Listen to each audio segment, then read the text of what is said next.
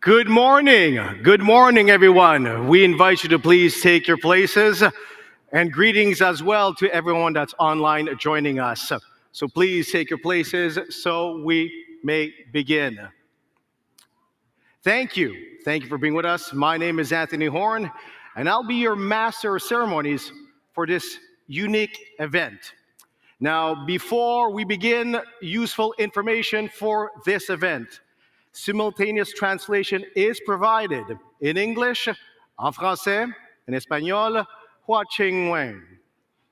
There are also tea times and meal receptions that you may use to mingle, connect, and exchange.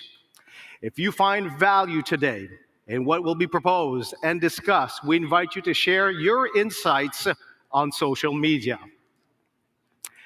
And we are ready to begin. Sunday, December 11th, 2022. And this is where we get the music going in. Welcome to the opening plenary of the 7th Summit for Subnational Government and Cities. This event is welcome.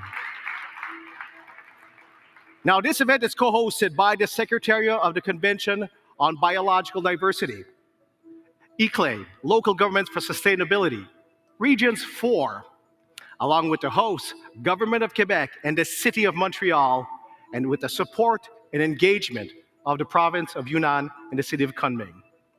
Now, did you notice I started off with the date? Why? Because this is now the time, the start, the beginning of a historical moment. It is the first time, and this is really important, the first time at a Biodiversity COP that there is a dedicated pavilion focusing entirely on subnational and local government actions and opportunities. We are talking, yes, this is something that is really important. We're talking about an unprecedented global milestone to welcome significantly strengthened contributions to the new post-2020 global biodiversity framework. Now, this summit is focused on one main thing, on taking action for biodiversity. And it'll be structured in 3 elements: engage, influence, and act. So, at the end, the outcome of this historic action-oriented summit will be presented formally by the hosts to the COP15 high-level segment as a united message from the subnational constituency. Now that you know what to expect for the next 48 hours, simple question: are you ready and do you want to be here?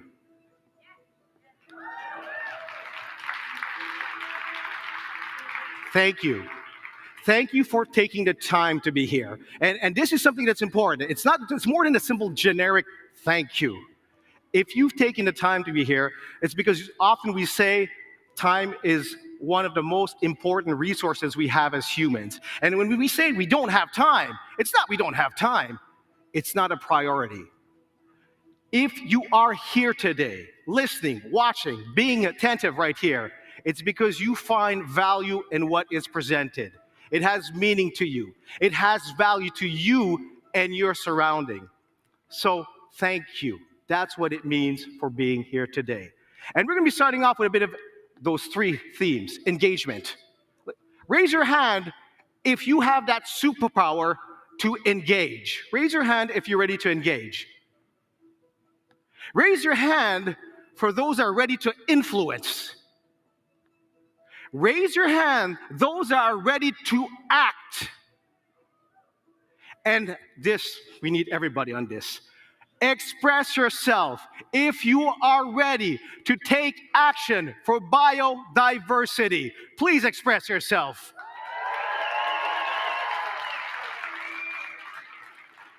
It is now time to begin with the Minister of International Relations de la Francophonie. Please welcome Martine Biron.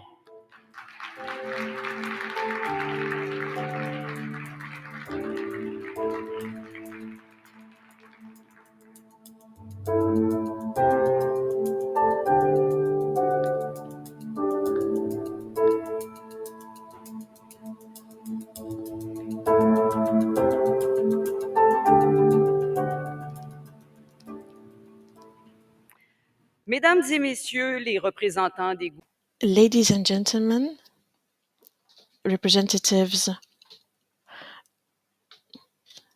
high-level representatives, Madam Quebec Mayor, and ICLAI Foundation, dear friends, distinguished guests, good morning. On behalf of my government, let me first welcome you to this beautiful city. If you just arrived here, this is a first opportunity for me to meet some of you. I hope that this will be the beginning of a good and great collaboration, especially with regards to the environment and biodiversity. We absolutely need to work together and be allies if we are to tackle the major climate challenge that we're facing.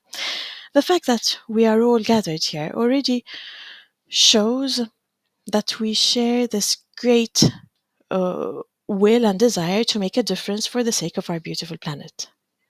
The theme of our meeting is acting for biodiversity. We know that this is no longer a time for reflection, but time for action.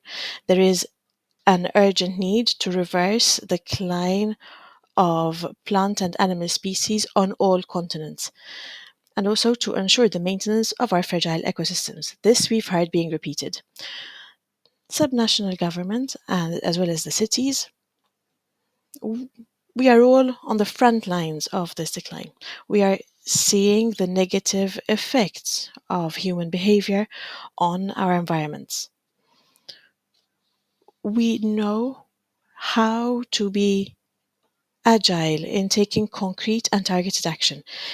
This is what the Prime Minister of Quebec did earlier this week when he announced $650 million, which will be allocated to the Nature Plan in order to reach the target of 30% of protected areas by 2030. I am sure that in your cities and in your states, you have examples of initiatives that you are putting in place in order to fight against the decline of biodiversity. In many ways, this COP is decisive. The next global biodiversity framework is upon us. It will establish our common framework for action for the coming years in order to protect biodiversity.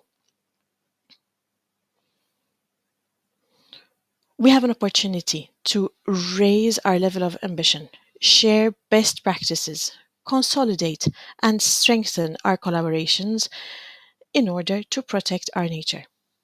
We have a key role to play in achieving the next international targets of the global nature framework, and this is why we need to make our voice heard in the ongoing negotiations, including through the Advisory Committee of Subnational Governments and Cities.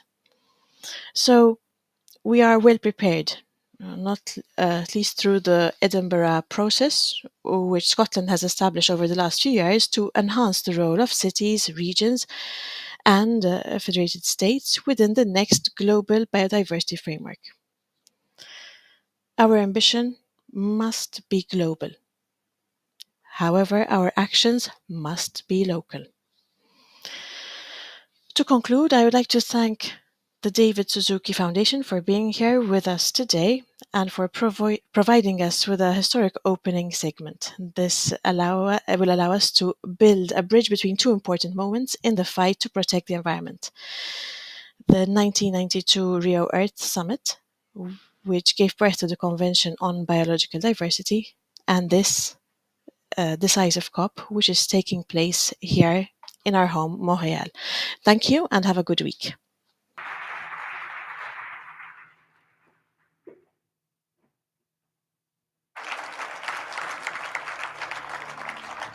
I'm Severn Suzuki, speaking for ECHO, the Environmental Children's Organization. We're a group of 12 and 13-year-olds trying to make a difference. Coming up here today, I have no hidden agenda. I am fighting for my future. Losing my future is not like losing an election or a few points on the stock market. I am here to speak for the countless animals dying across this planet because they have nowhere left to go. I am afraid to go out in the sun now because of the holes in our ozone. I am afraid to breathe the air because I don't know what chemicals are in it. I used to go fishing in Vancouver, my home, with my dad, until just a few years ago we found the fish full of cancers. And now we hear of animals and plants going extinct, every day vanishing forever. In my life, I have dreamt of seeing the great herds of wild animals, jungles and rainforests full of birds and butterflies. But now I wonder if they will even exist for my children to see. Did you have to worry of these things when you were my age?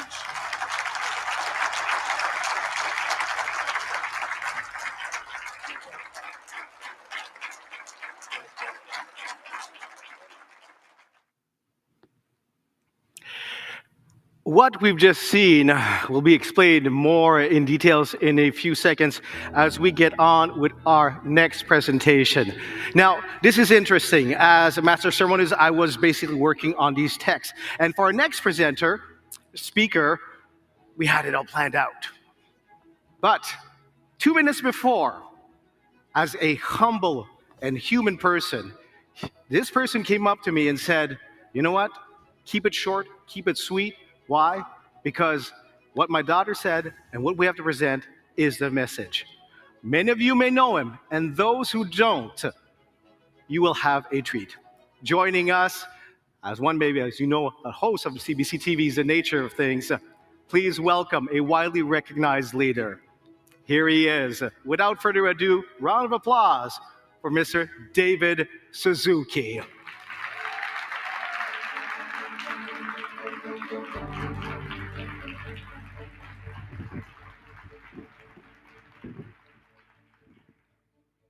Thank you for that. Thank you for keeping it short. I'm a biologist, and I think of our species in evolutionary terms. And for almost all of human existence, we lived in a state of nature, following animals and plants through the seasons and on their migrations. We understood that we are one small strand in a web of relationships with all other species of animals and plants, with the air, the water, the soil, and sunlight.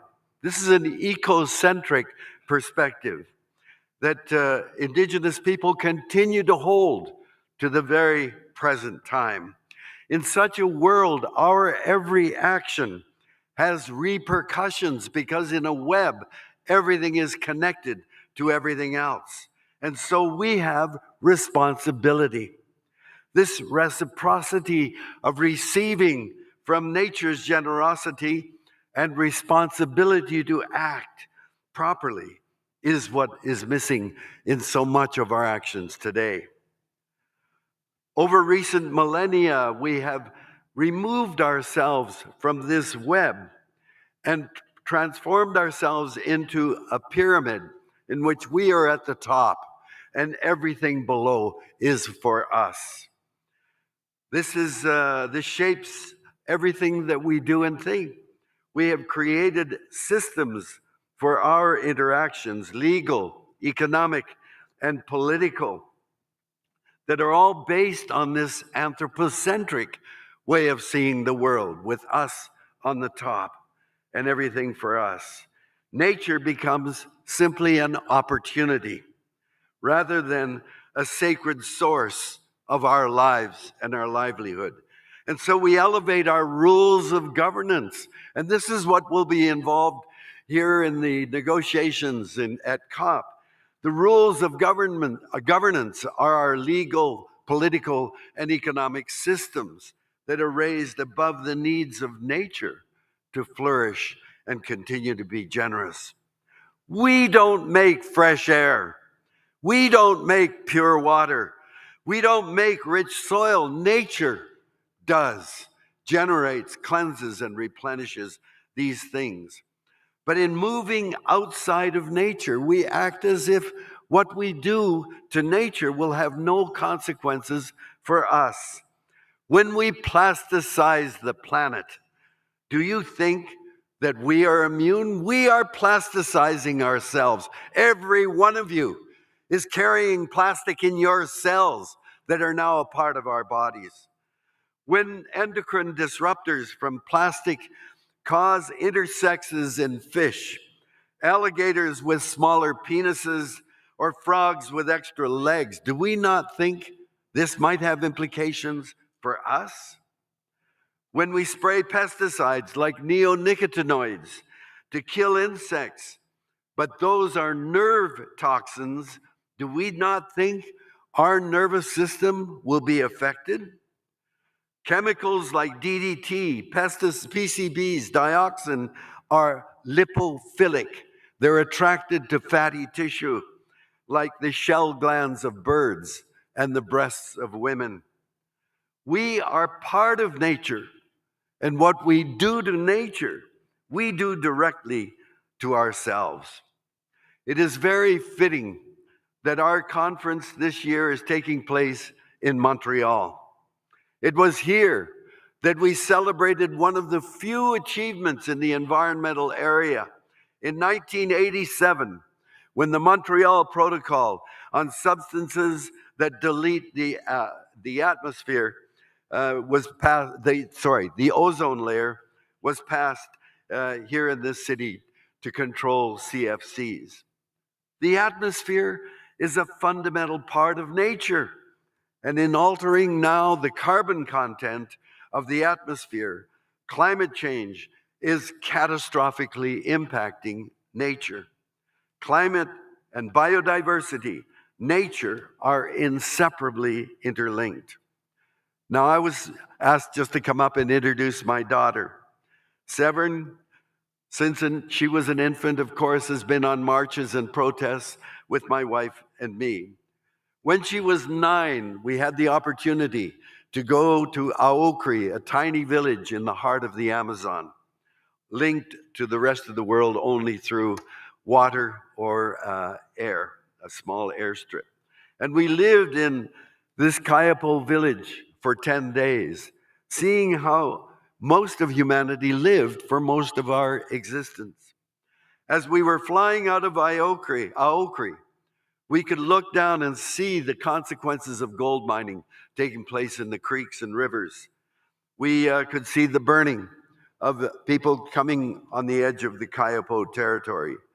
And so when we got back to Vancouver, Severn, at the age of 9, started ECHO, the Environmental Children's Organization, to go around explaining to people why it was important to protect forests.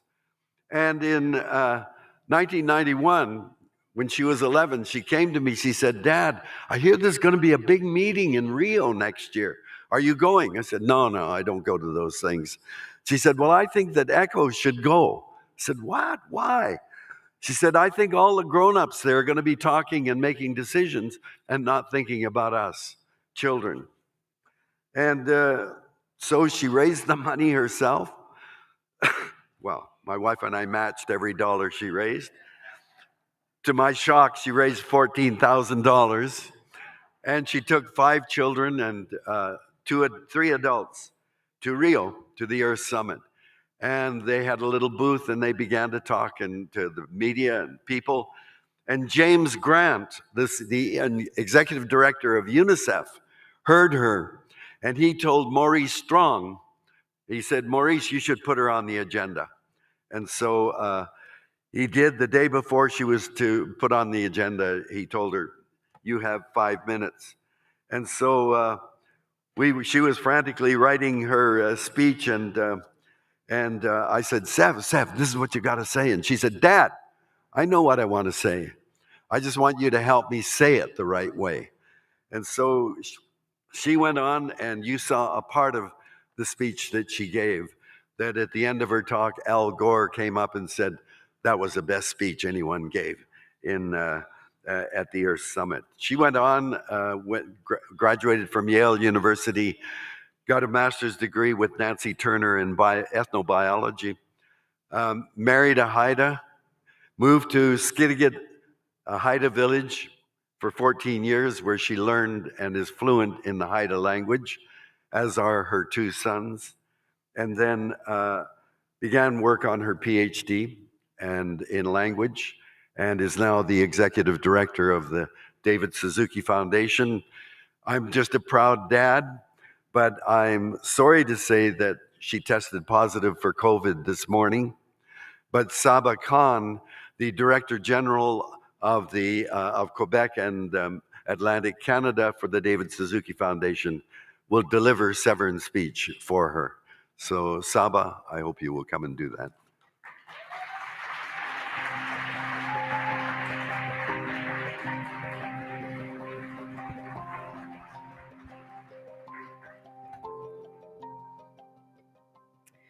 Bonjour, chers délégués.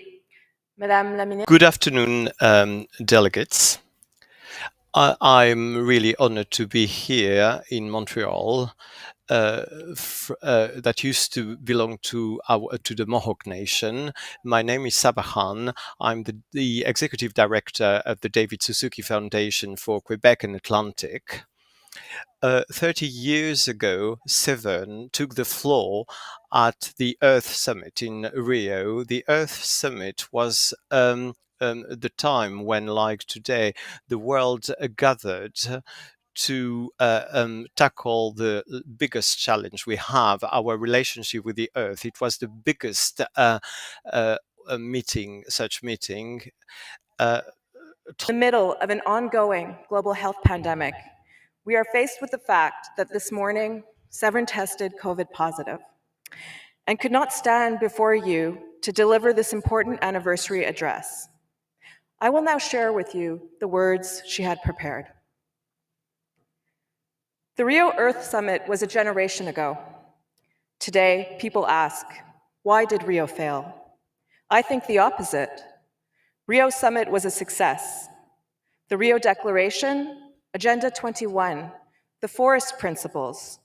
These are groundbreaking texts reflecting the world we are building, the humanity we want to become.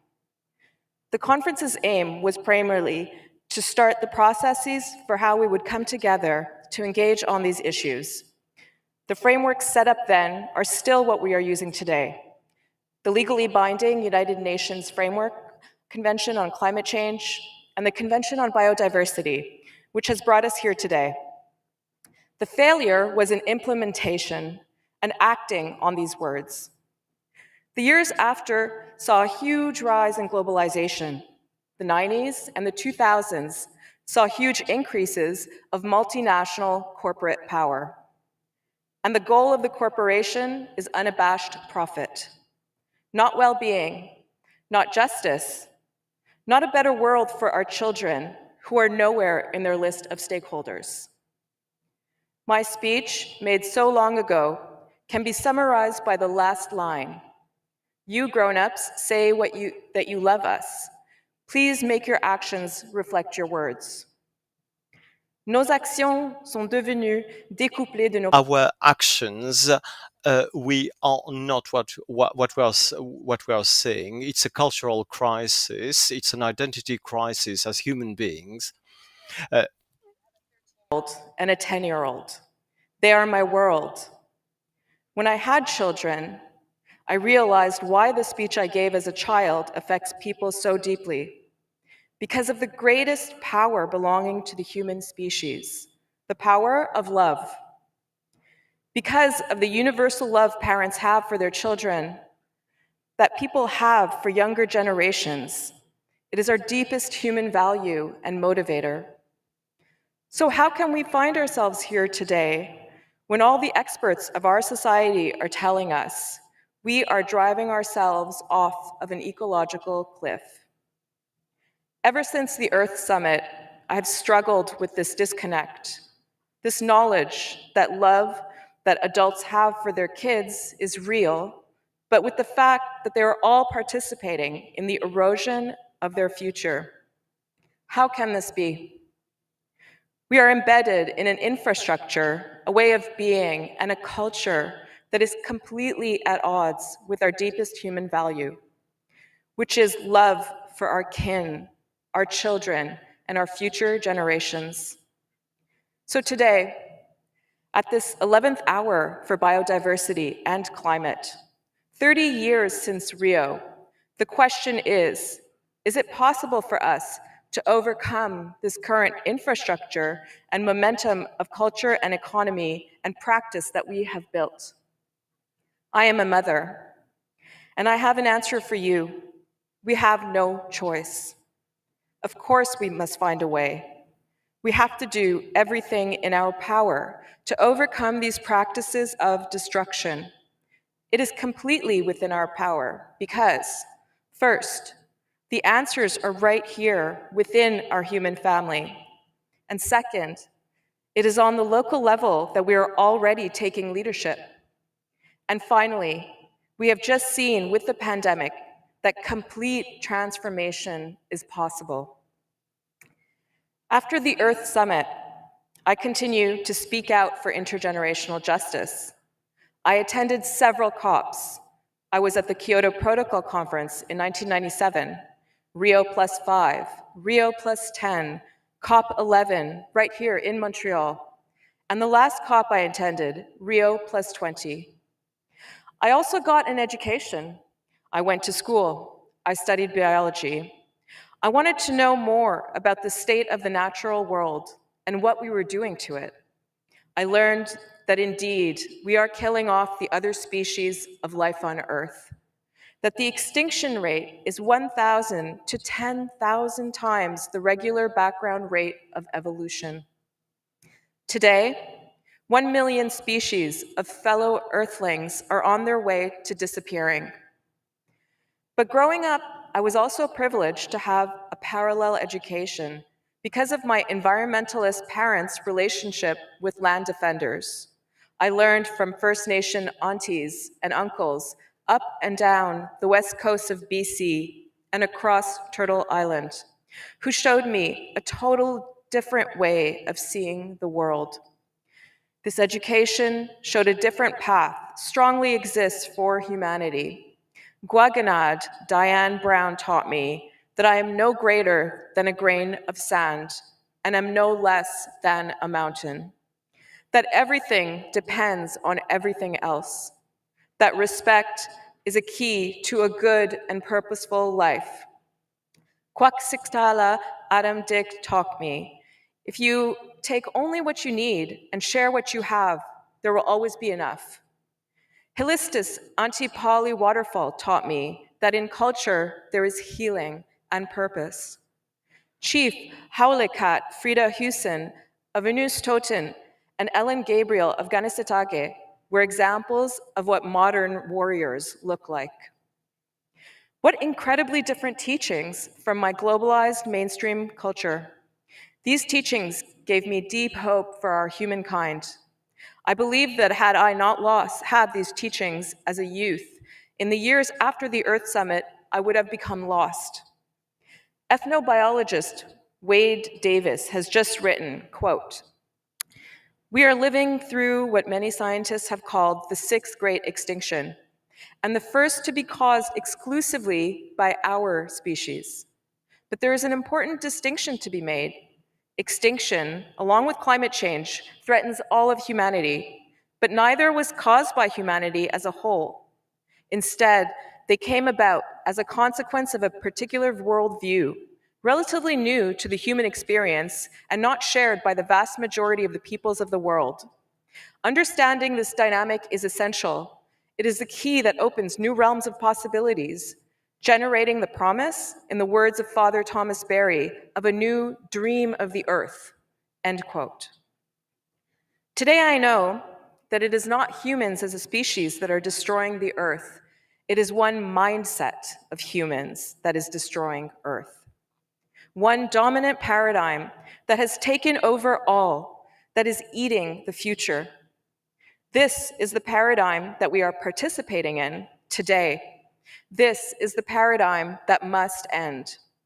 It is a globalized paradigm, one that has removed all forms of social accountability for eating the earth and for how we treat each other. And there are so many examples of how to be different.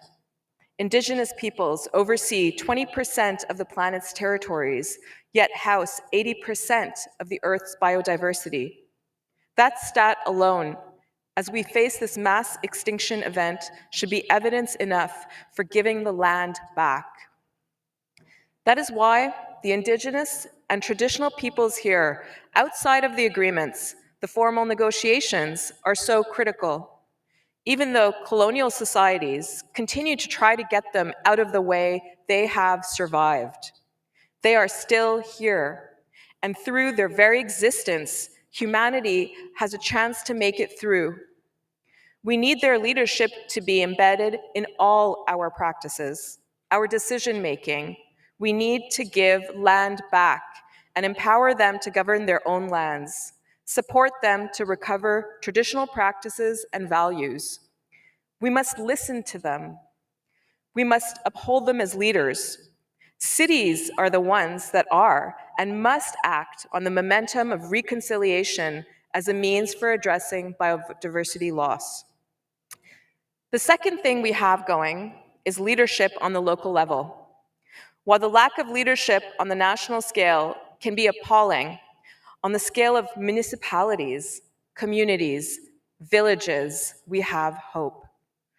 The gap of national leadership has been filled by subnational governance. We saw this when, in 2017, former President Donald Trump withdrew from the Paris Climate Agreement, and 468 US mayors, representing 74 million Americans, declared that they would adopt, honor, and uphold the commitments to the goals in the Paris Agreement. Local communities are the real actors. That is the human scale. Communities and cities are where people live, where people experience nature, where they are hit by the impacts of pollution or climate change. 80% of the world's mega cities are coastal or influenced by the ocean, and that means that they are at risk of rising sea levels. And cities are where we are finding solutions and filling the leadership vacuum. You here at the 7th Summit know this well. Action is on the municipal, human scale. That is where we can actually commit to halt and reverse biodiversity loss. This is where we are banning toxic plastics and cosmetic pesticides. On the municipal front is where we must embed equitable decision-making and practices that will uphold environmental justice for all. This is where we will need to implement and embed natural infrastructures. And at this scale, we're there. Cities and communities are already leading the way in thousands of ways all over the planet. Dans les communautés qui ont relocalisé les systèmes In the communities that have relocalized food systems, they've been able to feed people during the pandemic. This is what happened in the south of India, where mainstreaming of biodiversity, thanks to agriculture, has ensured the food sovereignty of the economic society. And in Paisac, in the Cusco in Peru, 6 indigenous community are protecting their region as a biocultural territory where they are protecting more than 1,300 varieties of potatoes. on banning toxics and pollutants, including the city of Montreal, that joined the growing number of cities banning glyphosate pesticides, therefore limiting toxics in the environment. Montreal also endorsed the Global Fossil Fuel Non-Proliferation Treaty this year. This summer, Regina, a prairie city, passed an energy and sustainability framework to halve emissions by 2030. In the hottest part of Canada, the Fraser Canyon in BC, the Kanaka Bar Band is a small community that is actively building the future. They are the community next to the town of Lytton that burned to the ground last year. They're establishing an Indigenous protected area in their forests, which are some of the rarest and most endangered old-growth forests in the province. But they have also listened to the science and prepared themselves for climate change. They have built a run of river hydro. They have put in culverts, put in a cell tower, and are producing 25% of their own food. They are even helping their neighbors who lived in Lytton by building homes for them so that they can live closer to their old town. They are building the future. Finally, we know that we are completely capable of a true emergency response to an existential crisis. In 2019, if you had have told me that governments of the world would work across party lines, move billions of dollars, listen to science to find solutions to an existential crisis, and that all of us would radically transform how we live, I would not have believed you. Yet after COVID-19, here we are. We have just proved to ourselves we can do the impossible. COVID has reminded us some profound truths that we forget. That nature is the true bottom line. That science and data are crucial for our survival. That we are all interconnected. That what each of us does has ramifications, for better or for worse. In this moment, we must internalize these important lessons that COVID has brought in order to reconnect the words we tell our children with our actions. Mesdames et messieurs, nous ne disposons pas. Ladies and gentlemen, we do not have 30 more years. We still have a chance to show our children what our love means. Let us show them by making our actions reflect our words. Thank you.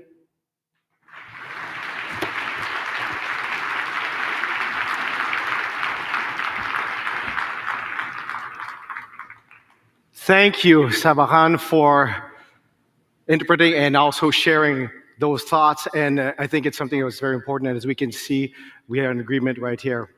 And now we'd like to continue, and please invite, just before, there is the fact of the interpretation that might have some minor technical difficulties. We want to reassure you that we have our technicians and the team working on it to reestablish it as soon as possible. So thank you for taking that pause in between presentations. And once again, thank you for your indulgence. We are now ready to continue with the Chief of the Assembly of the First Nations of Quebec and Labrador. Please welcome warmly Ghislain Picard.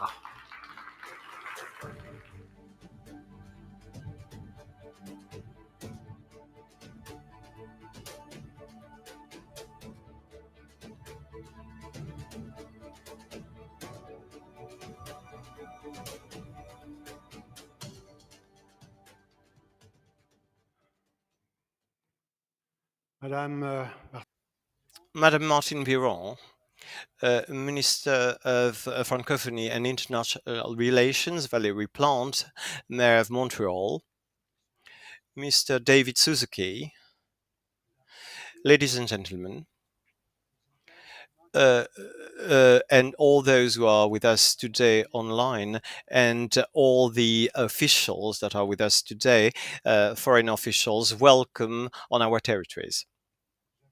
I would like first of all to acknowledge that this summit used to belong to an indigenous people. It used to be known as Jujade, Ganyangeha, and Munyan, Inanishinaabe, Imone. Our nation are stewards of the lands and waters of this territory, which has long been a place where meetings and exchanges among our nations have occurred.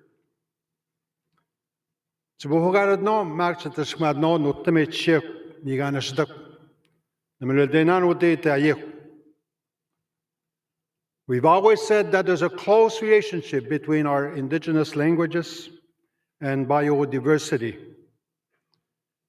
Let me add that this is the decade of indigenous languages worldwide.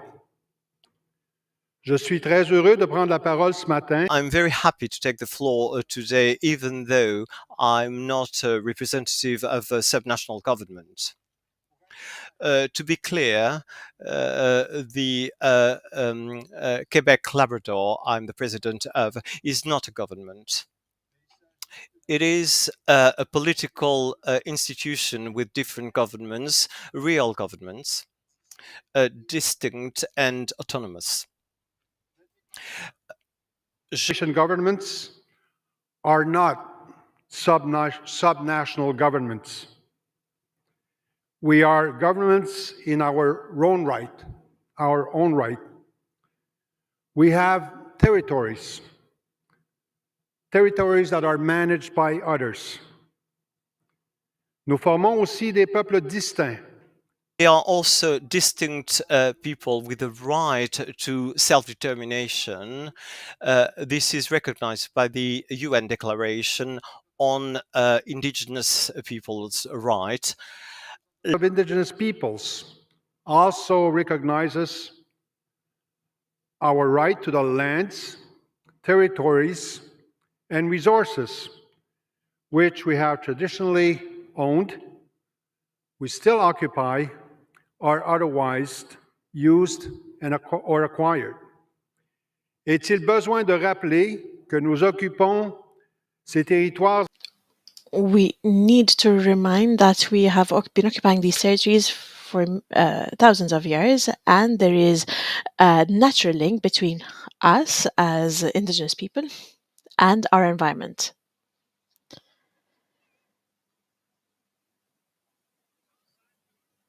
Our ancestors gave us the responsibility to make sure that we are respecting our planet Earth. For a long time, since before the concept was created, we have been practicing sustainable development. That the decisions taken today will need to lead to a better future for the next generations. On the basis of this principle and on our responsibility, I am the person speaking on behalf of the government, saying that we have gone beyond the time we have at our disposal. We concrete now. As custodians of our ancestral territories, I can confirm that the exploitation of territories and resources continues, et que les mesures mises en place par les gouvernements. The measures set up by the government are not enough. Let's take the examples of a threatened forest species, which is threatened by the use of the forest. The this species, the caribou, is a sacred species for Indigenous people. When we speak about biodiversity, we need to remember that it is the survival of our people which is at the heart of the question. I hope that this message will be at the heart of our exchanges. Thank you very much, and I would like to wish you a good week. Thank you.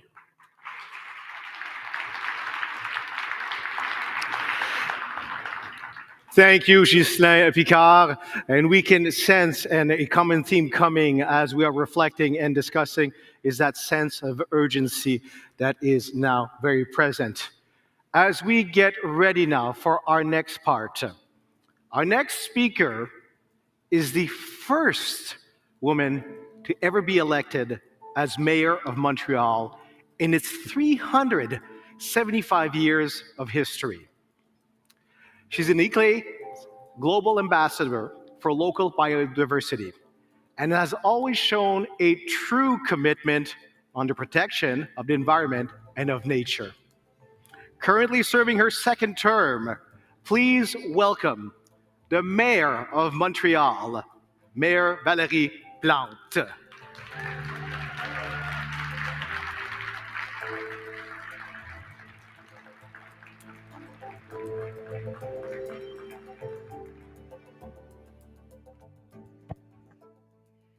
Bonjour tout le monde. Hi, good morning, everyone. Such a pleasure to be here. Ça me fait très plaisir d'être avec vous. It's a pleasure to be with you. Allow me to say hello to my colleagues, Minister Martine Biron. It's a pleasure to work with you together. I would like to also say hello to all the representatives of subnational governments, the mayors, and all the colleagues from the municipal area around the world. Thank you, Ghislaine Picard, for being with us, and also Ms. Sabakan, who took over on behalf of Severn Suzuki, who is the Director General of Quebec Atlantic of the Foundation David Suzuki. Ancestral, good morning and hello to David Suzuki, and hopefully Severn can hear us right now. It is very precious to have David Suzuki and Severn with us here in Montreal for this cup. As a young woman, but also a young activist for social justice, I've always been very inspired by David Suzuki's work, and I want to say also passion and dedication. And then Severn decided to follow the path of her parents, and the video we saw of her at the UN, it actually gave me chills because it did take a lot of courage then, and she is still a very courageous woman. And David and Severn have been, with their work and, like I was saying, dedication, but they've been constant in wanting to educate people and wanted to bring a very strong message about the environment and the importance of protecting the environment. And for David, especially in a time where it wasn't very popular to talk about the environment, where we thought, we'll think about it later. So to both of you, David and Severn, I want to thank you again for everything you've been doing, everything you will continue to do, and thank you for inspiring us here at this cup.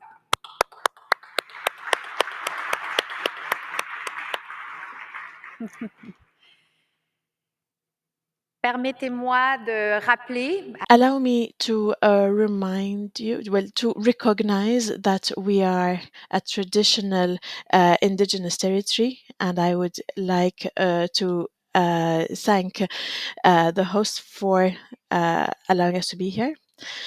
It is a pleasure for me as Mayor of Montreal to give you welcome here for this 7th summit for subnational governments and cities during the COP15. We know that the indigenous populations are the first who are affected by climate change, but we are also the primary actors acting for biodiversity. As a representative and an ambassador of ICLEI for biodiversity, I would like to share the message on all fora possible. Thanks to your presence here today in Montreal for COP15, it is a message that we would like to share together, and I'm very proud. COP15 is the most important of the history, and the subnational government entities have taken this aboard. It is more and more important to look at the impacts. We understand the impacts on a local level more than anything. Some pollinizing insects are responsible for 1/3 of world food, and they are disappearing. Invading species are increasing. And Challenges ahead of us, and we are already facing and going through the negative impact of not doing enough in the past. And so now we have no time left. We need to act. We need to take courageous decisions, and we need to do it for our citizens who are asking us to have that courage. And it's sometimes, and actually often something I hear, people are ready, but we need to lead the way. We need to sometimes make difficult decisions. But it is our role as subnational governments and cities to take that leadership and to show the way, because we need to do it for our citizens today, but also the citizens of tomorrow. C'est pour cette raison que tout le monde ici everyone present here is convinced, like me, that subnational government entities are part of the solutions. We are allies in this fight to save biodiversity. As for climate change, action is important from all of us. to walk with the civil society. We did this march in the streets of Montreal. It was great to see families, our young adults, the elders were there. We were all together. And I know you experienced that type of protest walk, or at least those march in your cities as well. And again, it just shows how people are ready. And they keep saying the same thing. Please come up with an ambitious agreement. We need to succeed in this COP because biodiversity is at the bottom of life and protecting nature. And the other message to say is there is no time to waste. Alors c'est pourquoi au cours des prochains jours nous devons So that is why that in the coming days we need to remind that subnational governments and cities are essential and important partners and allies to what is happening up there during the COP15 discussions. So we have seen differences across the world, so institutions need to work on this. In Montreal, we are acting, and I know that in your cities you're acting as well. Hundreds of thousands of cities are doing the same thing. And something which I remember from my discussions with you all is that subnational governments and cities want to do more. They want to do more. But for this, we need to have resources and that our efforts are coordinated and joint. Because the impact of actions of cities is not limited to our territory. When we have a concrete action in one city, it will have an impact on the region and also on the state and on the whole country. So when we think of concrete actions by cities, and I'm sure that there are many here who can mention projects and good practices, we can show the strengths of subnational governments and cities, actions and reactions. In Montreal, we are trying to focus on the protection and creation of green areas, budgets to develop and buy these areas, and to create biodiversity, to stop single-use plastic, protect the insects responsible for pollination. And once again, for this, we need support of the government. The reality is that to protect biodiversity, we need to work together. I say this often. It's the governments, but we also need civil society, companies, businesses, and local communities and indigenous people. Allow me to take a good example of a working collaboration, a collaboration that we see in COP15 between the government of Canada, Quebec, and the Montreal city is important, because when we put our efforts together, subnational governments and cities, the impact is bigger. It is in this spirit that I would like to appeal to the parties to look at the necessity to have subnational governments and cities around the table for the discussion. Clear is that if we want to succeed in this, and we have to, we need to work together, because together we can go faster and further to protect biodiversity. And like I was saying, not only we can do it, but we have to ensure a thriving planet for our generation and the next to come. And my final words will be that the world is watching us. Le monde nous regarde. The world is watching us. Thank you. Thank you. And Mayor Plante, we invite you to please stay on stage with us. We invite you to please stay on stage with us, as we'd like to invite also our fellow members to come and join us. Just come here dead center. Thank you so much for those words, and we're going to be coming back to that. So we'd like to invite as well Minister Biron to come and join us, Mayor Plante, and Kobe Brand to join us as we head off for our next part of our presentation. Once again, as they are coming on stage, thank you everyone for being here. Thank you for your attention. Thank you for taking the time. We are heading off for the official handover of the baton ceremony, which we'll be having in a few moments as soon as we have our presentation. We have our fellows right here on stage, and we'll be proceeding with the ceremony of the handing off the baton. I will leave the stage for you.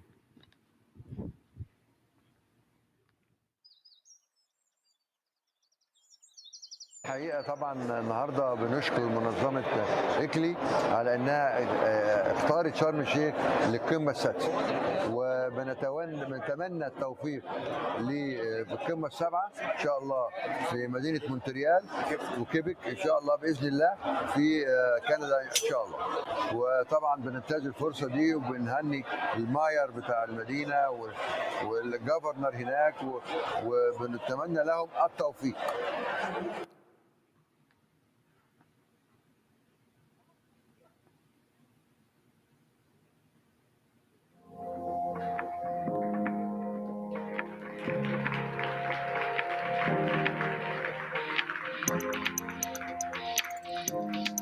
Thank you. Thank you. That ceremony, which is very symbolic, that transfer that's going on, and these messages, whether it's visual, whether it's logical, whether it's by word, have so much importance. And thank you for being with us as we are getting ready right now. And what I'm going to do is head off to my side stage, because we are getting ready for our next part, which our next segment is a performance from an inspiring Canadian Inuk from the north. Not only singer, songwriter, broadcaster, documentary filmmaker, and activist. We'll have a chance of seeing her. And this is really amazing, because that stage presence and energy will speak for itself. Please welcome, this is Elisapi.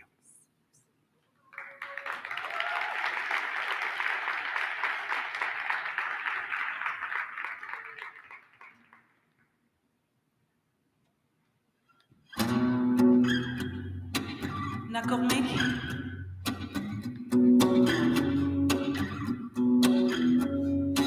Naugama, Panya Bugama, Ananaugama, Ananatsiangugama, Auka, Taimaksana, Saputinga.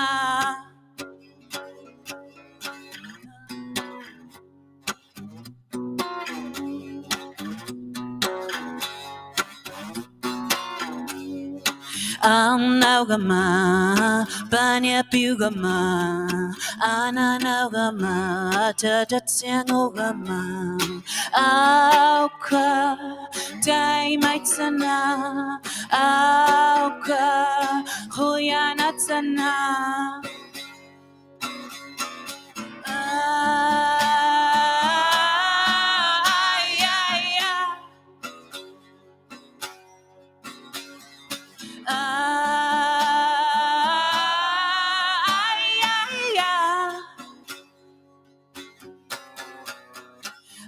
Tugavit, so Sugavir, Atatagavir, Atatatsiangogavir, Alka, Taimaitsana,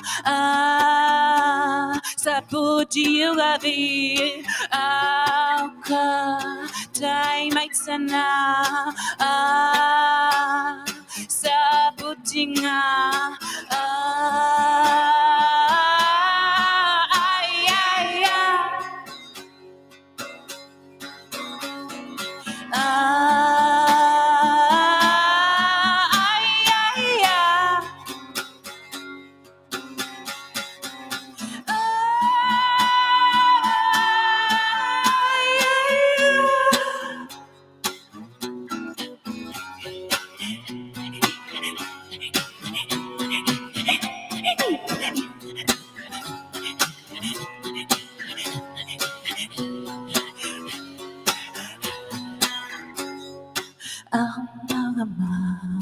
Paniapiugama, Ananogama, Ananatsiangogama,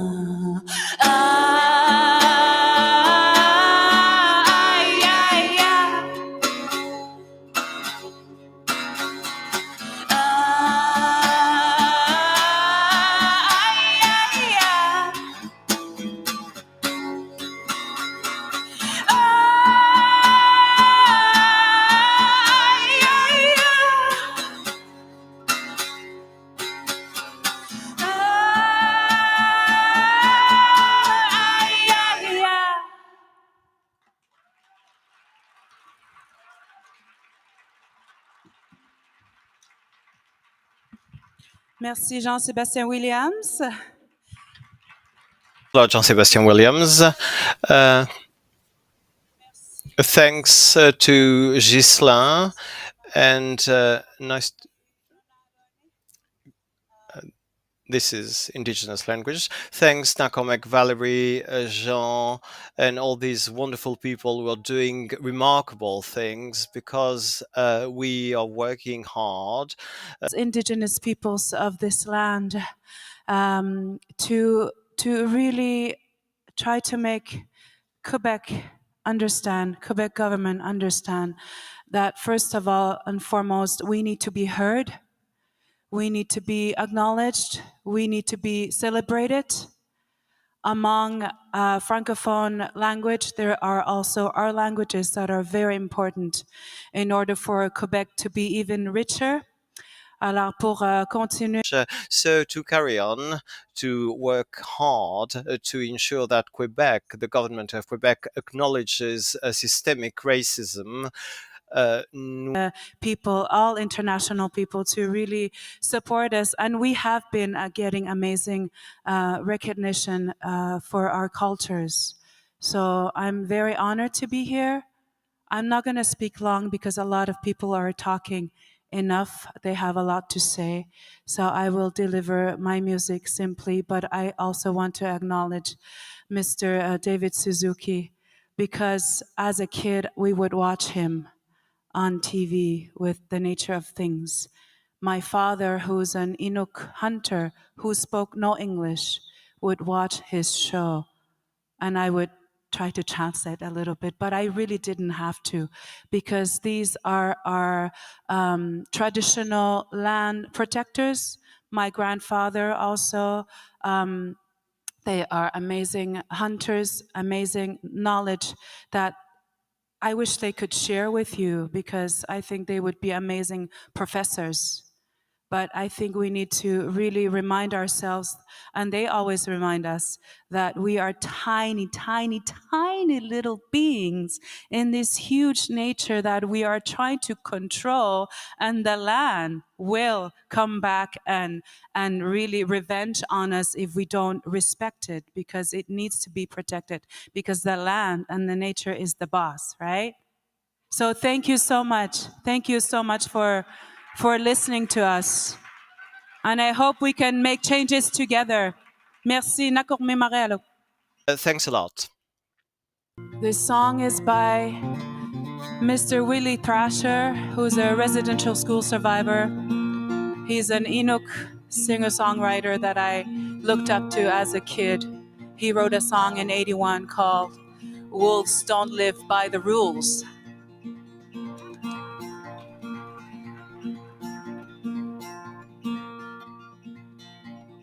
Wolves don't live by the rules. Wolves don't live by the rules. Wolves don't live by the rules. Wolves don't live by the rules. Valleys to hills, you can hear the cry. They have to fight to stay alive. No one can change it. Mother Nature knows the reason why. Oh, wolves don't live by the rules. Wolves don't live by the rules.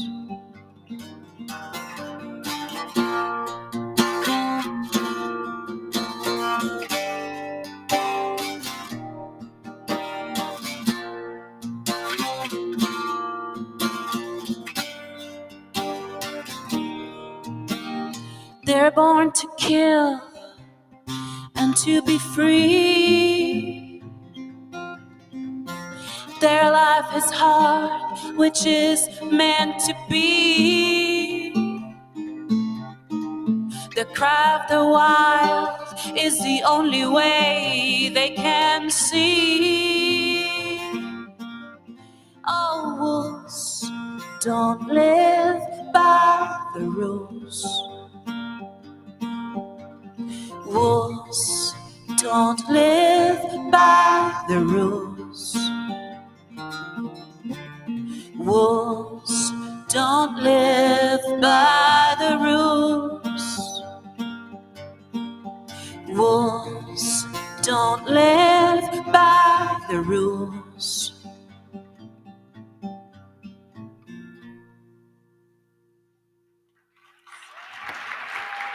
Nakorme Miigwech.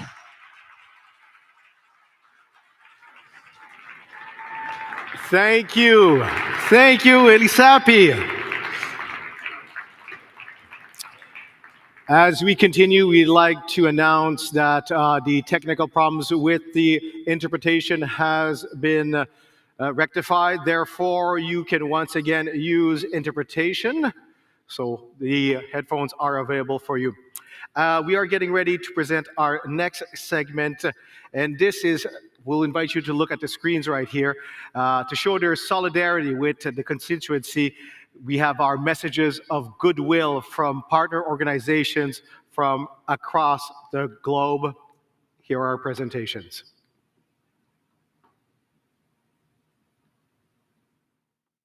Excellencies, distinguished delegates, colleagues, friends, ladies and gentlemen. Though I cannot be there in person until tomorrow, I want to welcome you all to the start of the 7th Summit for Subnational Governments and Cities. We have come a long way since 2010. In Nagoya, Japan, parties to the Convention of Biological Diversity formally recognized the role of subnational governments for the first time. Since then, cities have pioneered many innovations. For example, highway underpasses for wildlife and the reoystering of harbors. More parks and street trees can all add up to greater biodiversity in cities. However, much more remains to be done. The development of the green space at the edge of cities is accelerating. Many of us here today supported the City Biodiversity Outlook. Launched in 2013, it was the first global assessment of cities and biodiversity. It predicted that cities would more than double their sizes by 2030. Unfortunately, the prevailing development model is based on sprawl, segregation, and privatization. The human habitat we are building is out of balance with our natural habitat. We have many inspiring examples of habitat restoration, but they cannot keep up with the accelerating destruction. Fortunately, we have several tools to prevent this. I will talk more about this tomorrow. Meanwhile, I want to leave you with 3 messages. First, doing things right offers many synergies. Curbing sprawl not only conserves the natural habitat, but also reduces the transmission of deadly diseases. Second, doing things at scale, like providing basic services during the COVID-19 pandemic, must be the new normal. Third, cities cannot do it alone. National policies and international agendas need to finance sustainable urban development. I wish you a fruitful discussion today and look forward to seeing you in person tomorrow.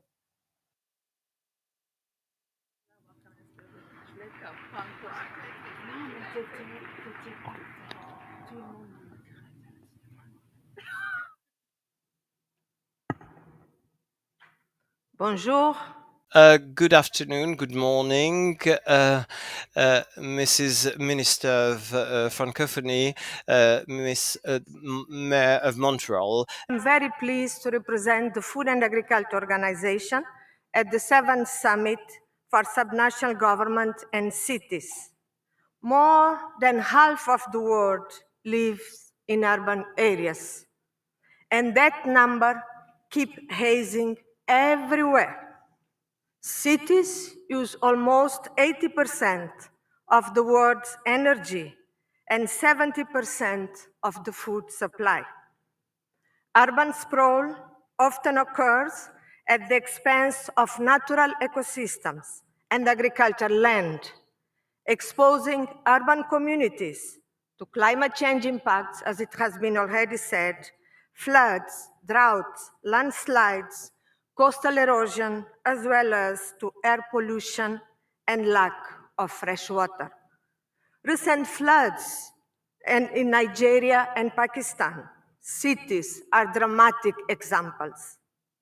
Ecosystem and green spaces, with their rich biodiversity around and in cities, can build resilient urban communities.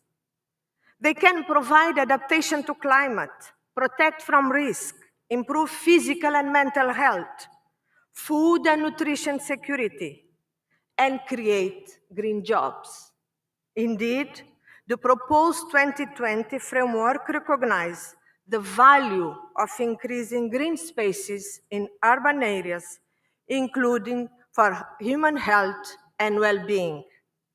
Local and national authorities should work to protect agricultural land and ecosystem, and sustainable manage land use around and in cities.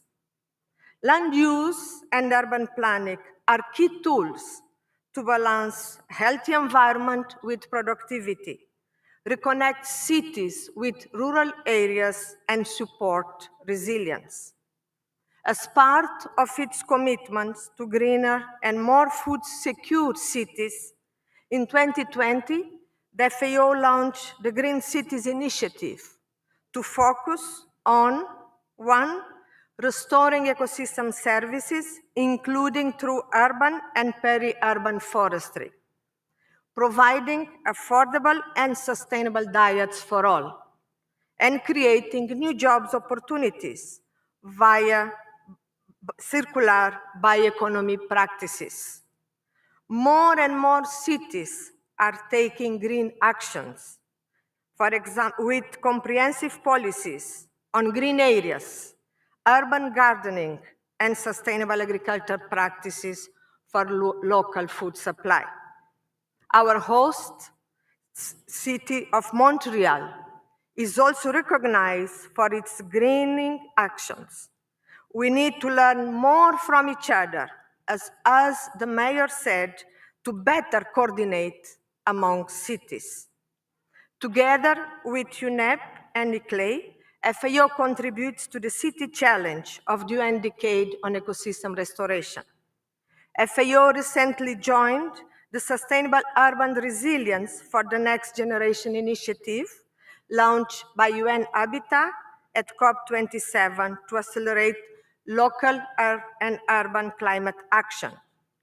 Let's join forces to preserve our ecosystem and biodiversity for greener, healthier, and more sustainable cities, ensuring a greater engagement with subnational government, cities, and local authorities to ensure the inclusion of all levels of the governments in the implementation of the post-2020 framework for a better future for all. And I thank you.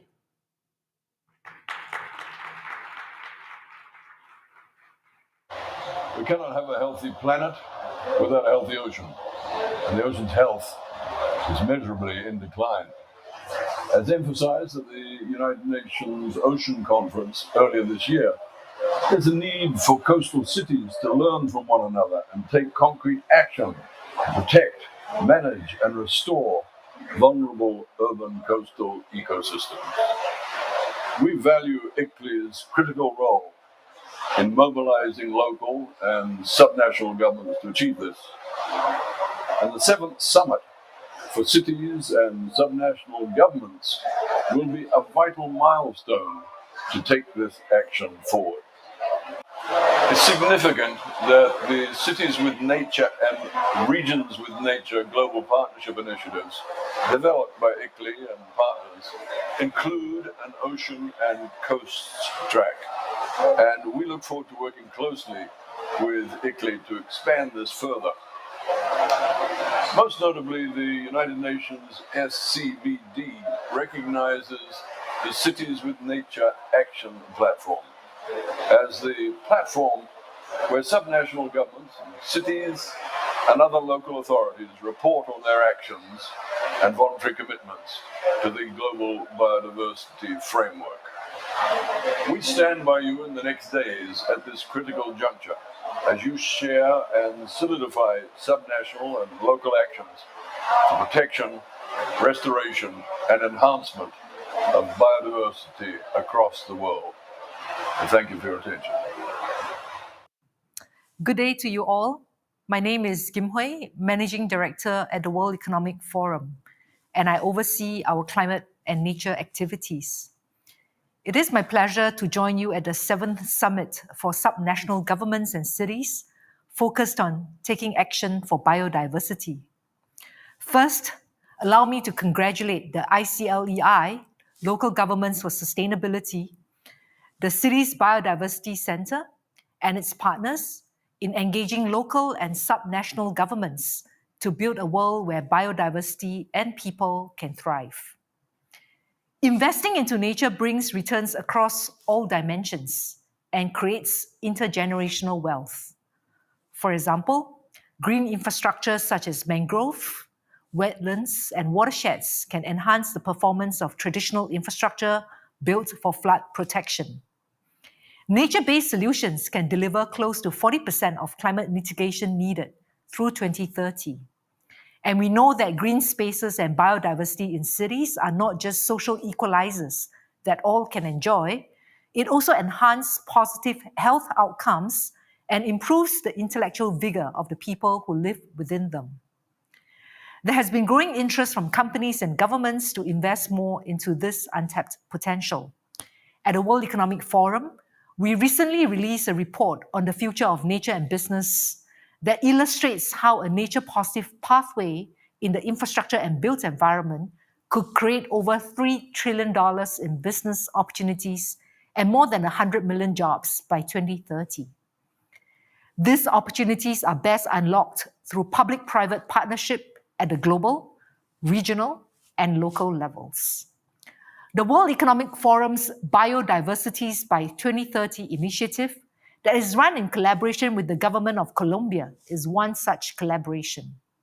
It supports city governments, businesses, and citizens around the world to create a virtuous urban development model where economic, social, and nature thrive together in harmony. As you collaborate to explore pathways for net zero and nature-positive transitions in the coming days, I would like to share with you 3 reflections. First, be intentional in developing the multi-stakeholder partnerships so that the collective is more than the sum of the parts. Unlock the power of perspectives and partnerships. 1 + 1 should be more than 2. The collaboration and partnership should be ambitious and seek to catalyze and drive transformative rather than incremental outcomes. Second, adopt a holistic and systemic approach and look for impact multipliers. Explore and prioritize solutions that not just address biodiversity, climate, and enhance water and food security, but also think about how these solutions could create new jobs, provide livelihoods, skills, and capabilities for the next generation.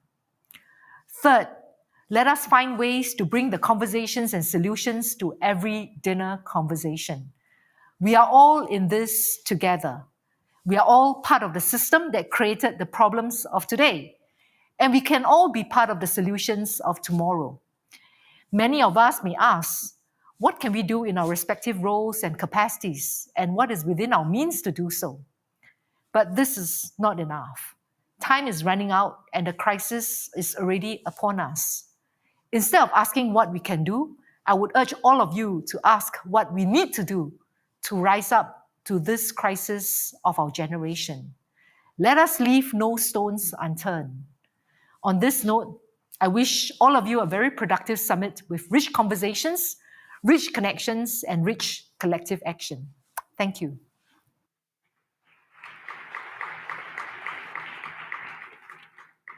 Well, bonjour, good morning. My name is Wade Crowfoot, and I come from California in the United States, where I help to protect nature and biodiversity. I'm very excited to be here and inspired by the warm welcome we've received from Indigenous communities whose ancestral lands we're meeting on. I'm also deeply thankful to our friends in the Chinese government and the government of Quebec for bringing us together in this important moment in time. Now, we know why we're here, because the world can't wait for bolder action to protect nature and biodiversity. Our climate crisis demands more nature-based solutions to reduce pollution, to buffer communities from climate impacts, and to capture and remove carbon from our atmosphere. All life on Earth depends on us stemming the alarming and worsening extinction crisis. And we know we need to reconnect communities and people that have been disconnected from nature, particularly in our Indigenous communities and our marginalized communities. Now, while we applaud nation states for coming together this week in Montreal to negotiate a global compact, we know that our governments provinces, states, and cities are essential to confronting the nature crisis. It's our policies, land conservation, water protection, pollution reduction, urban planning, unique partnerships with Indigenous communities and marginalized communities within our jurisdictions that is actually going to make a difference on stemming this crisis. Now, in California, we are 100% committed, working with you all around the world in a united effort to reverse these trends and to confront the nature crisis. We have grown to the 4th largest economy in the world while maintaining strong and innovative environmental protections.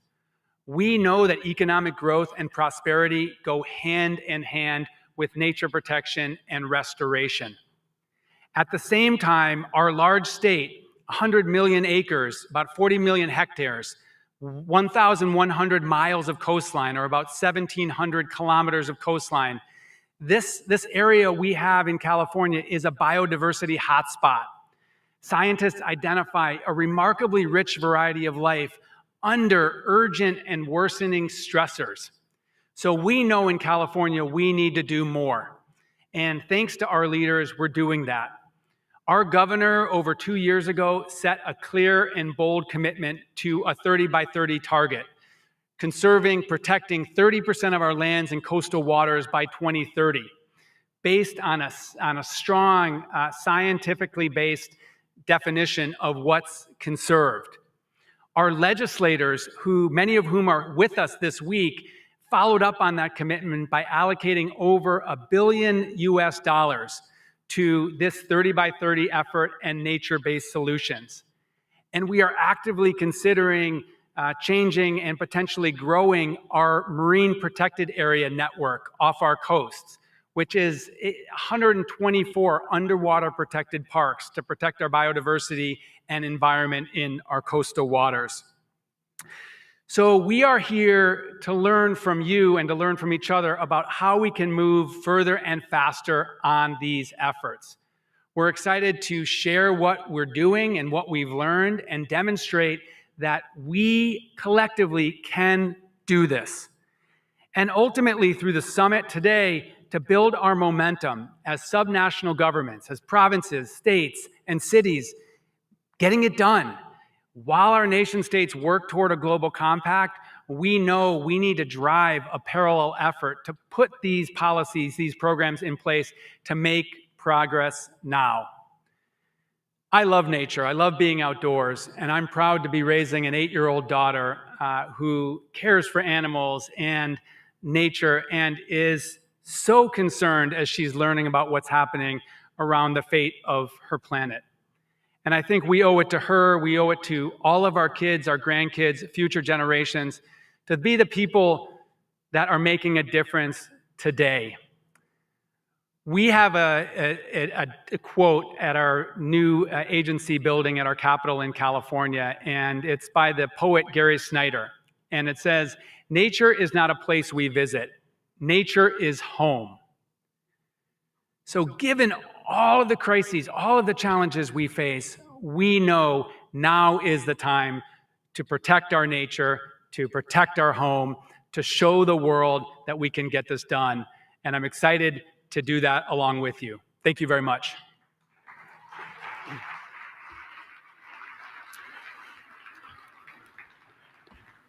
Wow. Dear guests, we're going to do something just to re-energize ourselves. Take the opportunity right now to simply just roll back your shoulders. Been sitting in the same position, that will just give you back of energy. So let's talk. Thank you very much. And we'd like to be intentional with that definition of goodwill, these messages you've heard. In the dictionary, it says goodwill is a kindly feeling of approval and support, a benevolent interest or concern and validation. So thank you for those messages of goodwill. We are doing our next segment at this moment from citizens from all around the world. Now, these are people exactly like you and I. And just as Mayor Plante said, more than half of humanity already lives in cities. In the following video, you'll be seeing they share their desire for a more sustainable urban environment.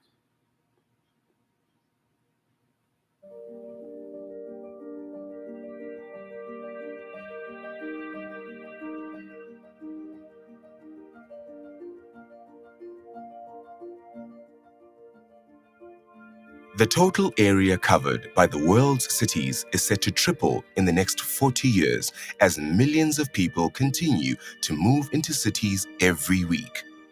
This exacerbates the triple planetary crisis we face: biodiversity loss, climate change, and pollution. Cities and regions are where transformative change needs to happen, where nature-positive decisions need to be made. Cities can control the way they change and grow, the way they work with all stakeholders to protect biodiversity, restore ecosystems, provide safe and accessible green open spaces, and reconnect people with nature.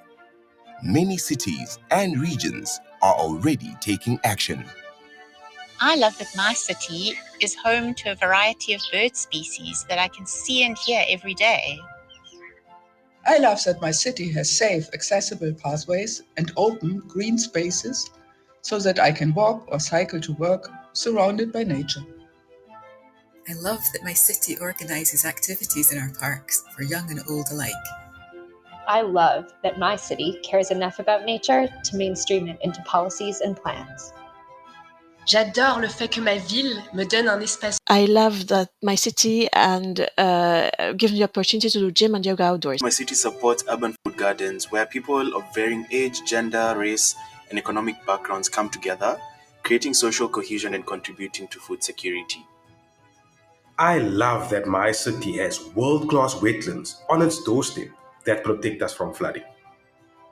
I love that my city connects me to culturally diverse people through shared nature experiences.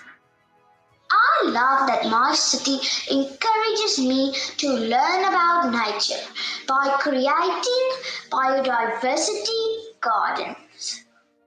I love that my city respects my culture by protecting our natural, spiritual spaces.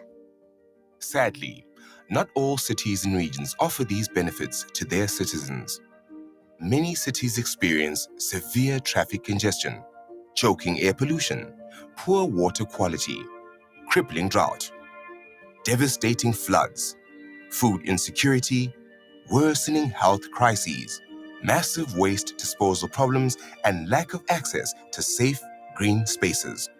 Coupled with this is escalating extreme weather events associated with climate change, growing poverty, rising inequality, social exclusion, and increased wars and conflicts.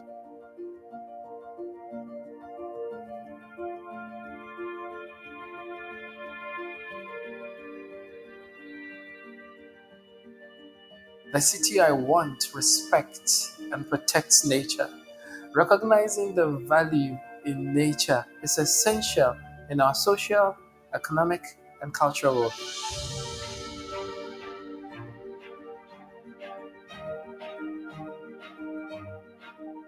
C'est un engagement significatif des jeunes générations. The city I want supports meaningful in decision making, ensuring biodiversity, inclusive urban planning.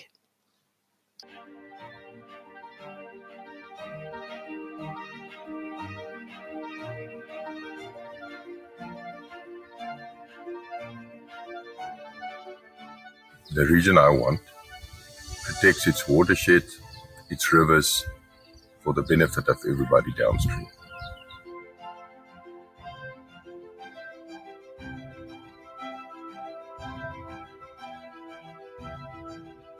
The city I want provides green, clean, safe, and accessible open spaces for everyone, for old and young, to enjoy.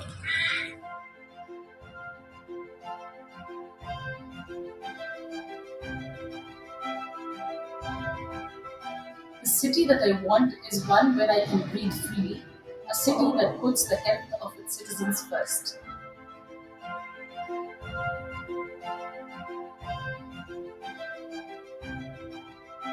I want cities that invest in planting trees, green roofs and green walls to cool the city.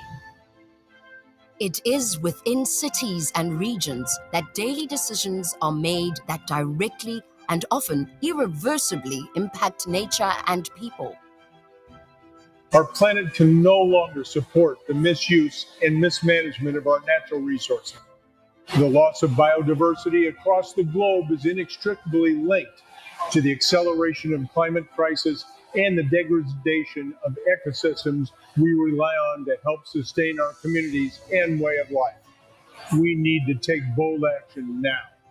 No city or region can afford to take nature for granted, nor make any decision that is not nature positive. We need to make peace with nature now and set the world on a new trajectory, one in which people are reconnected with nature, one in which nature is truly valued for its contributions to our lives, one in which cities and regions take bold action to create a more equitable and sustainable urban future.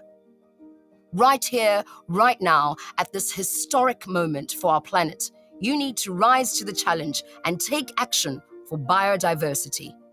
Join cities with nature and regions with nature now to reshape our future together.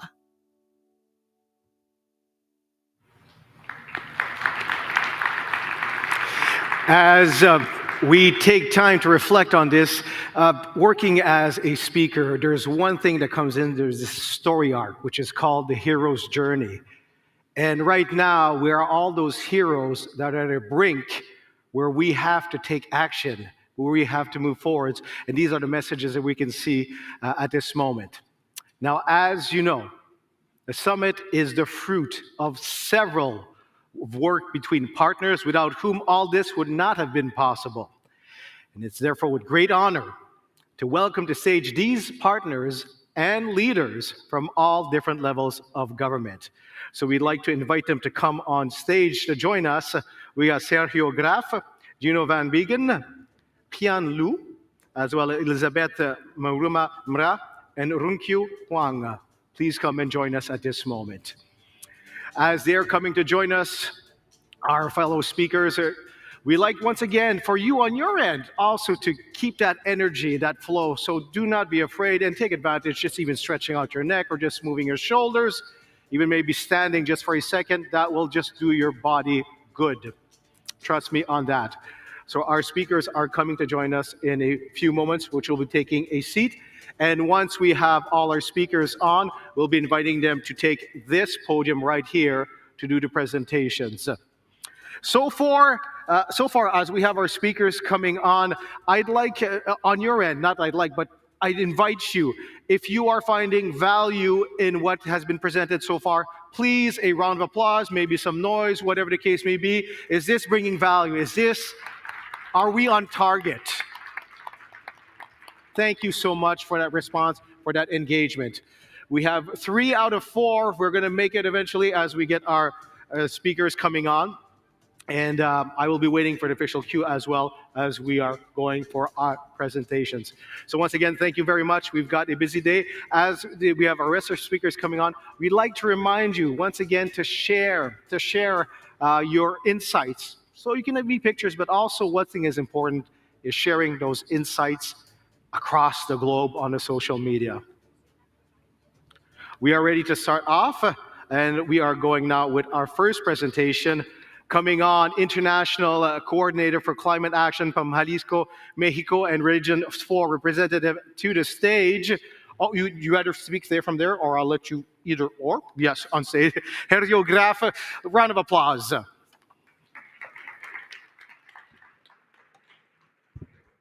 Mesdames, Messieurs, bonjour. Ladies and gentlemen, good morning. As President, I'm proud to say that for more than 20 years, our network has grown into becoming a space that local leaders speak with one voice and provide solutions to 2 of the most urgent problems, the loss of biodiversity and climate change. Furthermore, they link these efforts with the 2030 Agenda and the ODS.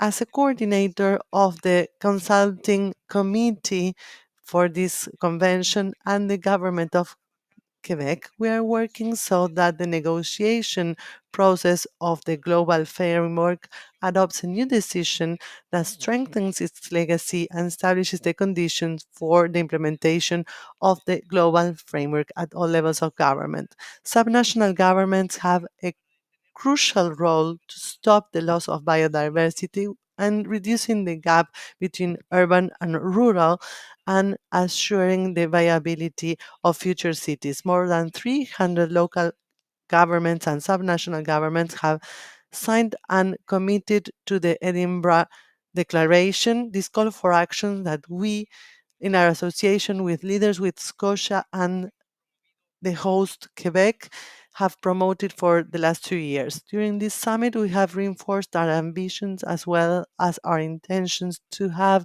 a more important role in the implementation of this global framework. We demand that our nations have a new mission to attain these goals, and the increase of the temperature in the planet will have a strong impact on ecosystems and people. The conservation of biodiversity is essential and will be essential to have the resiliency of our societies.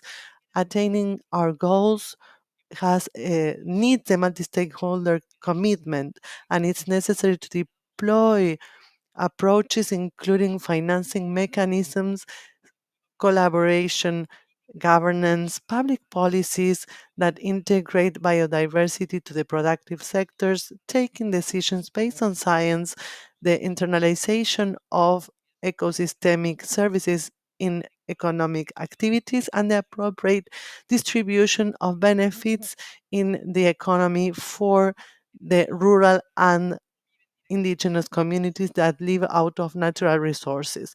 We cannot leave anyone behind. We have the highest hopes and expectations that COP15 will be a crucial time in which we, as global leaders, will double this curve of biodiversity laws and contribute with innovative solutions, and we assume concrete commitments to protect our natural heritage and the biodiversity of which all life depends.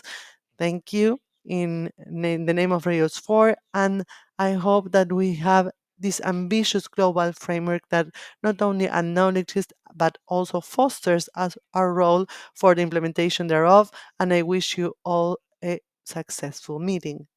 Thank you.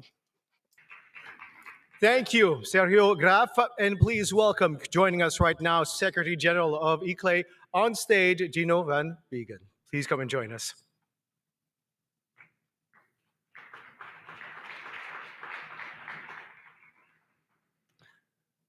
Bonjour, Madame Valerie Plante, la mairesse de la ville. Good afternoon, Valerie Plante, Mayor of Montreal, Martin Buren, Minister of International Affairs and Francophonie, Mr. Akinlu. Climate Coordinator in Jalisco, Mexico, representing Regions 4.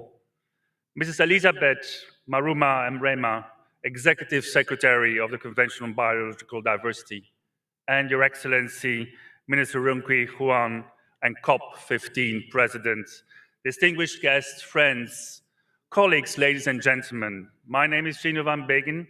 I'm the Secretary General of ICLEI. ICLEI is immensely proud to welcome you all to this, our 7th Summit for Subnational Governments and Cities.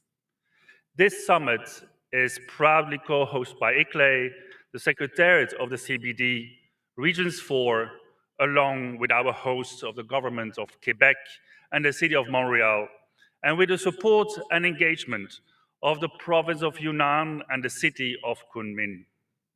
As a representative of the subnational and local government constituency, I thank our hosts, the Government of Quebec and the City of Montreal, for their wonderful hospitality here, and especially the Government of Quebec, our main sponsor, for the generous support and for providing the space and inspiring design for our very first dedicated pavilion at the Biodiversity COP here in this building. Ladies and gentlemen, over the past 20 years, we have worked with the Secretariat of the CBD and a large range of partners to advocate for and to elevate the voice of local and subnational governments within the Convention, to provide an enabling environment for collective action on biodiversity, and in doing so, to ensure that we create vibrant cities and regions where people and nature can thrive. We have made great strides, but we know that if we do not make peace with nature now, in this decade, there will be irreversible tipping points according to the latest scientific indications.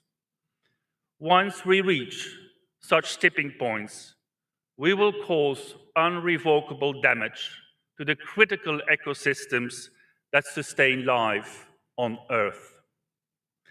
No city, no province, no infrastate, no nation can afford to take nature for granted, nor can it make any decision that is not nature positive. Therefore, this 7th summit and the Biodiversity COP15 needs to be a breakthrough. We need to focus on upscaling action and finding solutions in an emergency mode. The urgency to take action, so strongly evident at COP27 on climate change in Sharm el-Sheikh, is also highly apparent here at COP15. With so many political leaders from so many cities and regions in this room, this summit represents an incredible global mobilization of local and subnational governments to act with the COP15 parties in a spirit of multi-level governance. At this stage, I also wish to recognize and thank the Scottish Government for their leadership in the Edinburgh process. ICLEI was one of the first signatories to the Edinburgh Declaration, which voiced the ambitions of our constituency. This ambition is recognized in various texts in the Global Biodiversity Framework, which today are under negotiation here by the parties as we speak. Significantly, these ambitions are also reflected in item 16B. That is a renewed edition on engaging with subnational governments, cities, and other local governments to enhance the implementation of the Global Biodiversity Framework and its plan of action. This decision and the plan of action on multi-level governance in the Global Biodiversity Agenda is still under negotiation by the parties. We do hope that this decision will be adopted during the course of this week. We are encouraged by the strong support for multi-level governance that we have seen from a growing number of parties since the start of the negotiations on the GBF and related decisions. Our constituency is calling on the parties to adopt item 16B and to optimize the contribution of cities and regions in the successful implementation of the GBF. Cities and regions are ready, are able, and as illustrated by the Cities with Nature and Regions with Nature partnership initiatives, are already taking action to bend the curve in biodiversity loss. Ladies and gentlemen, from this summit, in this building, you, speak directly to the parties. Let the COP15 know your messages, your needs, and your commitments for multi-level collaboration to heal our relationship with nature. I thank you.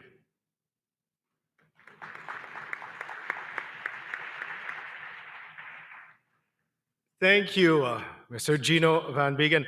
We'd like to remind if we have Elizabeth Maruma Memra as well as Rinkyu Huang to please come and join us on stage if you are present in the room.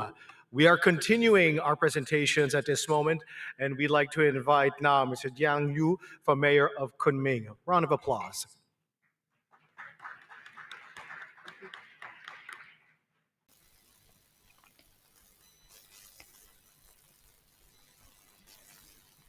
Distinguished guests, my friends, today I'm so honored to represent Kunming City, join the summit as a city partner. I would like to express my thanks to the province of Quebec and the city of Montreal for their wonderful organization, and to the Commission Secretariat, ECLAIR, and regional sustainable development organizations and other partners for their efforts for the city summit. The COP15 conference connects Kunming and Montreal. From the release of the Kunming Declaration to the oncoming global new framework, we meet again under the banner of the COP15 conference and the city summit. At present, the threats and risks to global biodiversity cannot be ignored. Subnational governments are the guardians of biodiversity. Our responsibility, role, and influence are more important than ever, I think. As the theme of this summit, our top priority is to take action to protect biodiversity. Kunming is the first Chinese city to sign the Declaration of Edinburgh. We have always advocated the harmonious coexistence between man and nature. We have really actively explored biodiversity conservation. And also we have established many nature reserves, such as the wildlife parks and ecological corridors. Many endangered birds and fish have reborn. The rare freshwater fish, some kind of a very special fish like the barb, appears in the Denchi Lake. And also some squirrels can be seen everywhere in our city parks and university campuses. Just last month, we also welcomed the red-headed gulls and its old friend of Kunming people.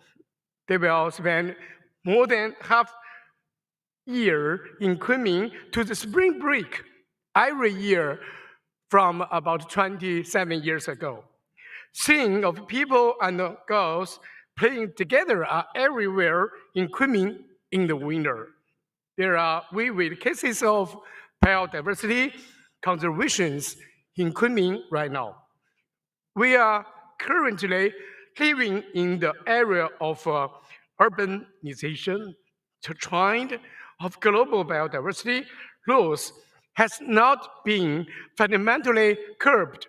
It has become a global environmental crisis, just like climate change and pollution. I think we should re-examine the relationship of city, human, nature from a scientific and constructive perspective. We should view key issues such as ecological protection, economic transformation more seriously. We should respond to the climate change and give our full play to the role of the local governments in protecting, restoring, and strengthening biodiversity. I think we should change the concept and model of the urban development, taking coordinated actions, and also build the city of nature. Kunming, our city, is willing to work closely with cities and also regions around the world, and strengthen the commitment and our contribution of the local governments. We will cooperate with ICLIN to actively promote the establishment of ICLIN Kunming Natural City Center of Excellence. We will also support and promote the conservation of the biodiversity under the framework of the Natural City Action Platform, which is supported by the Convention Secretariat. We will also promote our knowledge sharing and capacity building among all the Chinese and also the people in Kunming and also the foreign cities. From Kunming to Montreal, under the guidance of our new global framework and the local government action plans, let us work together to move forward hand in hand to further realize the harmonious coexistence between man and nature and also the 2050 visions. I here sincerely wish this conference a complete success and also wish everyone health and happiness. Thank you all. Thank you so much.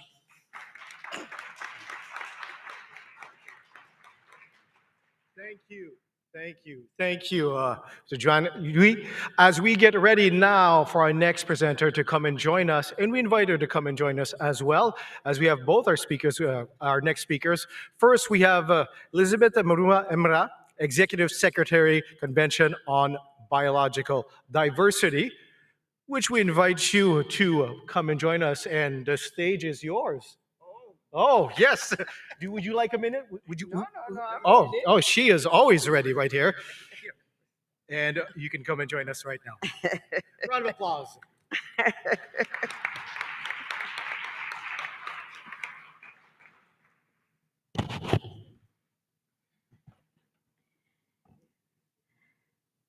Good morning to you.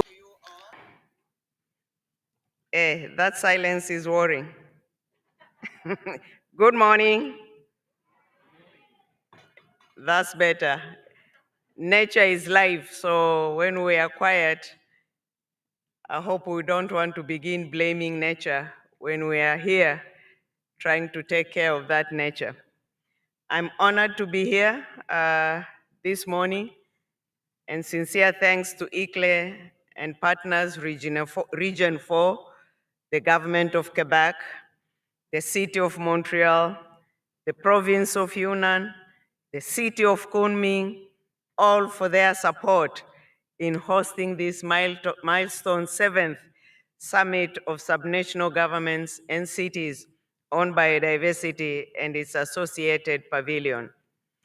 The key factor for the significance of today's event has been the Edinburgh process. That started 3 years ago as a consultation among subnational governments, cities, and other local authorities on the post-2020 Global Biodiversity Framework. The Arising Edinburgh Declaration emphasizes the vital role of subnational governments, cities, and local authorities in delivering for biodiversity and implementing actions to meet the goals and targets. The process also has led to the preparation of the renewed Plan of Action on Subnational Government, Cities, and other local authorities for biodiversity under the Convention on Biological Diversity, expected to be adopted here in Montreal during this COP. We are grateful for the leadership of the Scottish Government in this work, and more than 100 years after the Scottish urban planner Patrick Gaddis promoted the idea of think globally, act locally. His words are more important today than ever before. Urban designers and planners, developers, environmentalists, governments of cities and regions, and people everywhere have been embracing this slogan, and we can say that years of hard work are now finally paying off with great results. We can indeed imagine today inclusive, and green cities connected through their regions and with the support of their national governments and the UN system to the web of life on Earth. Today, the threats faced by the world are many. It is climate change, it is loss of biodiversity, it is pollution, it is food insecurity, the refugee crisis, the lack of efficient response for future pandemics, the mental and healthcare crisis, the gender inequality, and the list goes on, sadly. The Secretary General of the United Nations reminded us at the opening of this conference. These issues have forced us to act and have taught us that the solutions will come at different levels. Cities, where most of the population and most of us are located, and subnational governments managing the landscapes, the spatial planning, are called to act along with all other levels of governance. We need leadership and actions that reflect diverse cities and perspectives, diverse voices and perspectives. And I'm confident that your deliberations over the next 2 days will contribute to building that. During the summit, you will speak about influencing, engaging, and acting. Cities and subnational governments are influential agents of change. You influence most of the processes and negotiations on the new global biodiversity framework. You can create innovative policies and instruments to scale up actions at local, subnational, national, and global levels. In order to reach these goals, you need allies focusing on the whole of government, whole of society approaches. You can continue to engage with banks, businesses, finances, science, and youth. You can identify gaps and push the strength the cooperation across the climate, finance, pollution, health, and food sectors across the global biodiversity framework targets.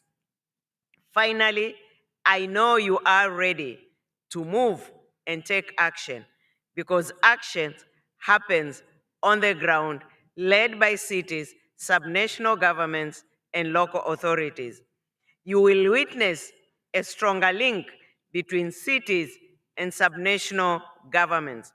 You will hear the groundbreaking announcements taken in cities, regions, in different levels to contribute to the global biodiversity framework. The success of the new framework will depend on actions of cities, provinces, regions, and the multilateral community. If there's one thing we have learned of the importance of the cities was the last 2 years of the lockdown as the result of the COVID pandemic. That's when we all realized how important cities were, how important urban areas were, how important those park areas were and were in the cities, because that's where we could at least walk, refresh, get the fresh air, and rejuvenate our energy and go back indoors. And this has led to the growth of the importance of the cities, and we are looking at cities, local authorities, and subnational governments to really help us to make even more the cities important and play that key role for the implementation of the global biodiversity framework. The time to act is now. The scientists have told us there's no planet B. There's no other option. It is this same planet which we also expect to live with to our children, our grandchildren, and the future generation. And when bigger part of the population moves to the urban areas, then there is that challenge for the cities to be able to accommodate this growing population and also create that environment for them to be able to live, get the livelihood, and sustain life in the sustainable way. So the success of the post-2020 Global Biodiversity Framework will really depend on those actions of cities, provinces, regions, and multilateral community, as I've said. Let us use the tools that we have been creating over the years. We have created them together to reach this new level of competency for nature and the people. Thank you very much.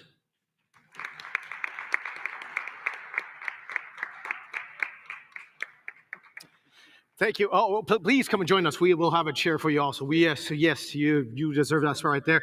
So thank you very much as we'll continue our presentation. So that was Elizabeth Maruma Memra.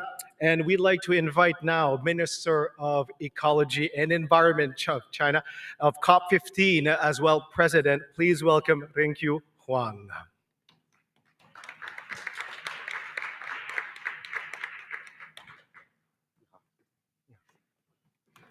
尊敬的莫雷玛女士、女士们、先生们、朋友们，大家上午好。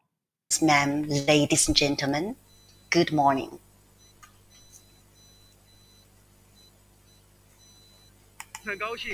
I'm very pleased to get this opportunity to join the 7th Summit for Subnational Governments and Cities with colleagues from around the world to discuss the post-2020 Global Biodiversity Framework, local government's commitment and contribution, and the future actions. On behalf of the Chinese presidency of COP15, I would like to thank the organizers and the partners, including the CBD Secretariat, ICLEI, the province of Quebec, the city of Montreal, the city of Kunming, and the China Environmental News, and the Region 4. Thank you for your great contribution. Thank you for making this summit a success. Cities attract people, economy, and culture. Here, human society has its most strong impact on the sensitive nature. Currently, human society is rapidly urbanizing. Human activities and urban expansion destroy natural habitats, causing biodiversity loss and ecosystem degradation. This makes city a key link in biodiversity conservation and must be given our utmost attention. At COP9 in 2008, the first summit was convened. As a key parallel event, the summit connects cities, regions, local governments, and parties to exchange, build consensus, and deepen cooperation. As the frontline guardians of biodiversity and practitioners, subnational governments and cities are key to global biodiversity governance. We need to enhance collaboration with the national governments of the parties and implement global goals and national strategies at the local level. This requires our collective wisdom. We, China, have one of the greatest biodiversity in the world. We are the largest developing country as well. We highly value biodiversity conservation, ecological protection, and green development. We have achieved grand results that attract worldwide attention. I'd like to share with you some of our theories and ideas. In China, we strive to live in harmony with nature and create livable cities. We help cities to improve their governance. We help cities to renew themselves and protect ecosystems. For example, Chengdu in Sichuan province. Chengdu is having a featured day at the China Pavilion. Chengdu has launched the initiative to build the world's largest a park city initiative, and they've launched the largest network of greenways. I have lived in Chengdu for many years. They started biodiversity conservation decades ago, and they combine these efforts with the local culture. They have established a greenway network across the city. China has a very large city that is Shanghai. Shanghai is also dedicated to building a city that is in harmony with nature. Over the past decade, Shanghai's parks increased to over 500. And they have greatly increased the green space in the city. The per capita green space has also insignificantly improved. Shanghai has also a high level of forest coverage. It is a mega city, and it has no neighboring suburban areas. Therefore, their forest coverage level is rather high in this context. We are also developing green cities in China with multiple measures. We transform our economy and improve the utilization of resources. In Huzhou city of Zhejiang, we've seen the results. This city used to be an industrial city, but this year they've launched an initiative to transform their industry. They launched an initiative to calculate the carbon footprint of companies in their city to encourage them to take measures and reduce their emissions. Another example comes from Qingdao in the province of Shandong. Qingdao also made efforts to transform their industry and lead an innovation-driven economy. In 2020, they have reduced their per capita energy consumption to 0.2 TCE. In China, we are also dedicated to creating eco-friendly cities. As we develop our cities further, we set up measures to help preserve biodiversity within cities. I'd like to give you an inspiring example that is Shenzhen. After years of efforts,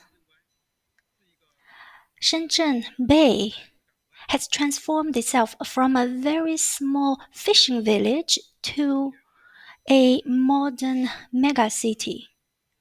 They reclaimed land from the sea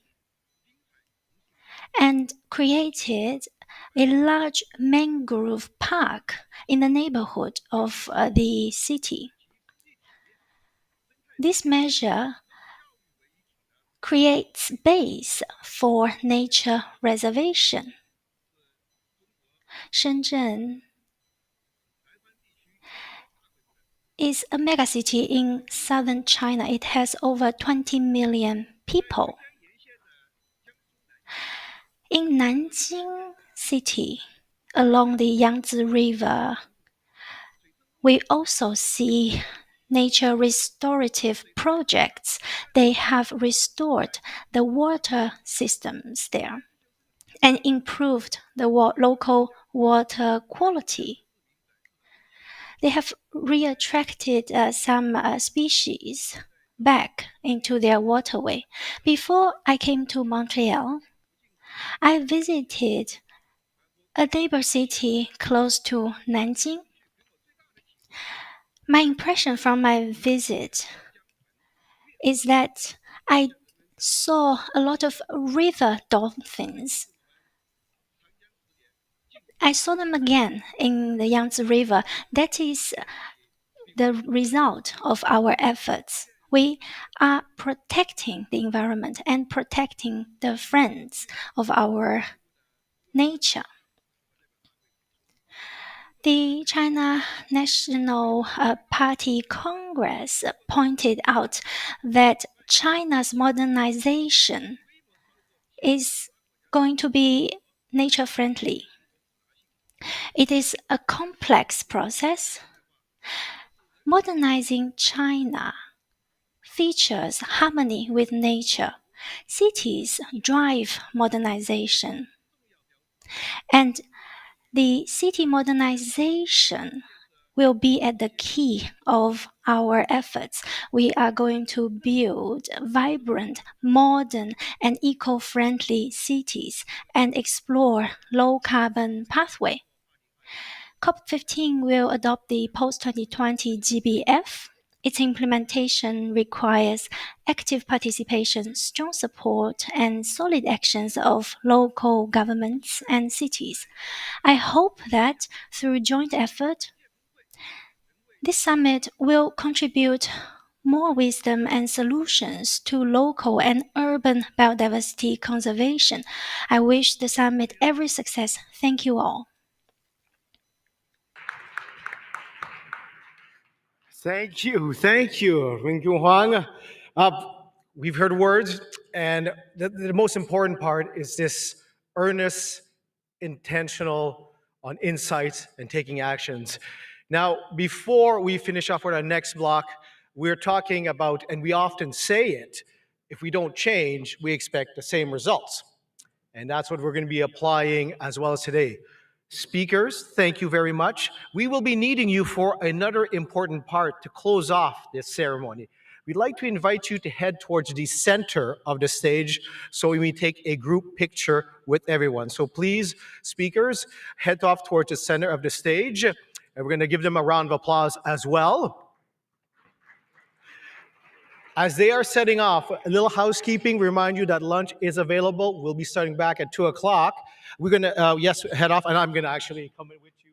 And sorry, this one. Come to the center of the stage. We'll take the whole length right here. And let's put a little background music as well as we've got them going. And we're going to do something different. Let's take... as we're doing that, we'll take a couple of pictures right there. But this is going to be the most important part. Once they've our photographers and we see where you are, we'll be needing you because, like I said, we're going to do something different right here in a few moments. So once again, and you know what? This will be a great teamwork. If you applaud, watch them smile. Try that. Applauding on your end, and suddenly their eyes light up. And now we have our photographers right there. We're going to be needing you. And speakers, please stay here because we're going to do something different. On stage, you've had a chance to see different speeches, different talks, different insights. But the real actors are you that is right here. So what we'd like to do is take a group picture. And we'd like to invite everyone, each one of you that are actors, to come downstage right here. Come and join us downstage right here because we're doing a group picture with our speakers as well as the real actors, which are all of you. So come and join us right now. And we'll put background music as well as they're coming in and try to get that center. Now, as you see, there's a lot of technical things going on, but we need a speaker. Yes, everybody come and join us right now because we want to take a group picture with all our actors. So come in right here. I'm here right here. Here's an example. Come and set yourself in front of here. Watch out for those wires. And then you see the backstage a bit with all our notes and what's going on. But yes, thank you. Thank you for participating. Like I said, if we stay the same, we're going to have the same results. If we're going to change, we're going to change. So we're going to try to get everybody. We might not get a shot, but The whole point is getting as many, and we'll just try to pack it in right there. And we're going to go on with our speakers. Yes, exactly. Yes. Come forward. I was just going to help explanation. And, we might take a couple of pictures, taking the whole length, those in back, but this is an important moment because you are the real actors of this. Acting, influencing, engaging. And we've got them right here as we have more coming on. And take pictures of each zone. And thank you, speakers, for your indulgence. Thank you for sharing this moment. Right now, we're showing the interconnectivity. Wherever you are in the world, we are all the same right now as we are trying to take a picture collectively. And once again, we have our photographers, so forth. Thank you to the technical team as well for my shenanigans as we're trying different ideas right here. And we've got most right here. And I think this is a moment we're sitting down, we're getting all this going on. Amazing moment right here, right? Our photographers. Photographers, also a tip, you might want to back up further so you have a bit wider shot. And once again, we're going to invite you to share those pictures on the social media. We'll be having the hashtag because this has to be organic. Let's see how organic and we're going to act. Share those pictures so that this picture of this historic moment will be shared across the globe. And that is the goal, to pass our messages. So once again, everybody that's here as an actor, thank you so much. And what we're going to do is we're going to ask you, because if you're happy, please show me you're happy. Show me you're happy. Acting for biodiversity. And we take pictures. And once again, and on this note, and the photographers, get ready a video. Get ready a video mode. At the count of 3, I want everybody to give yourselves a round of applause. Get ready. Get ready to video mode. On this summit, give yourselves a round of applause and cheer on!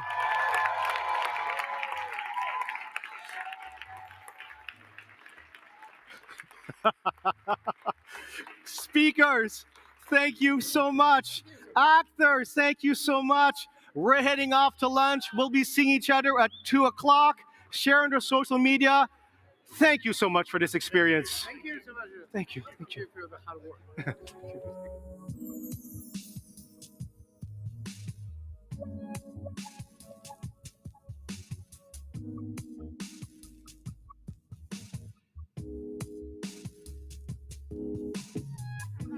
Lunch is on the left, right?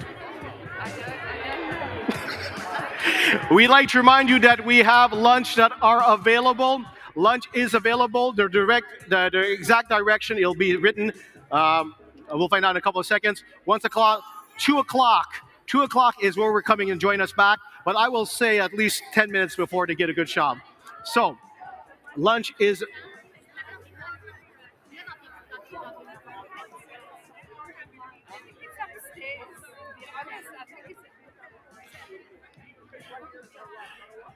We will be informing you.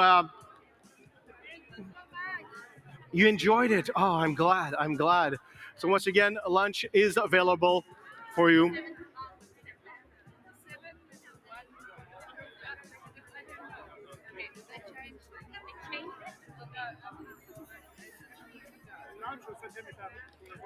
Lunch is on the 7th floor. 7th floor. There's no 7th floor. 7 is...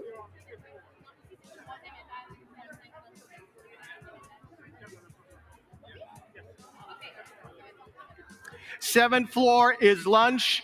More than welcome to join us. Once again, the 7th floor is on lunch. And we're going to do this human chain. 710. 710, room 710 is for lunch.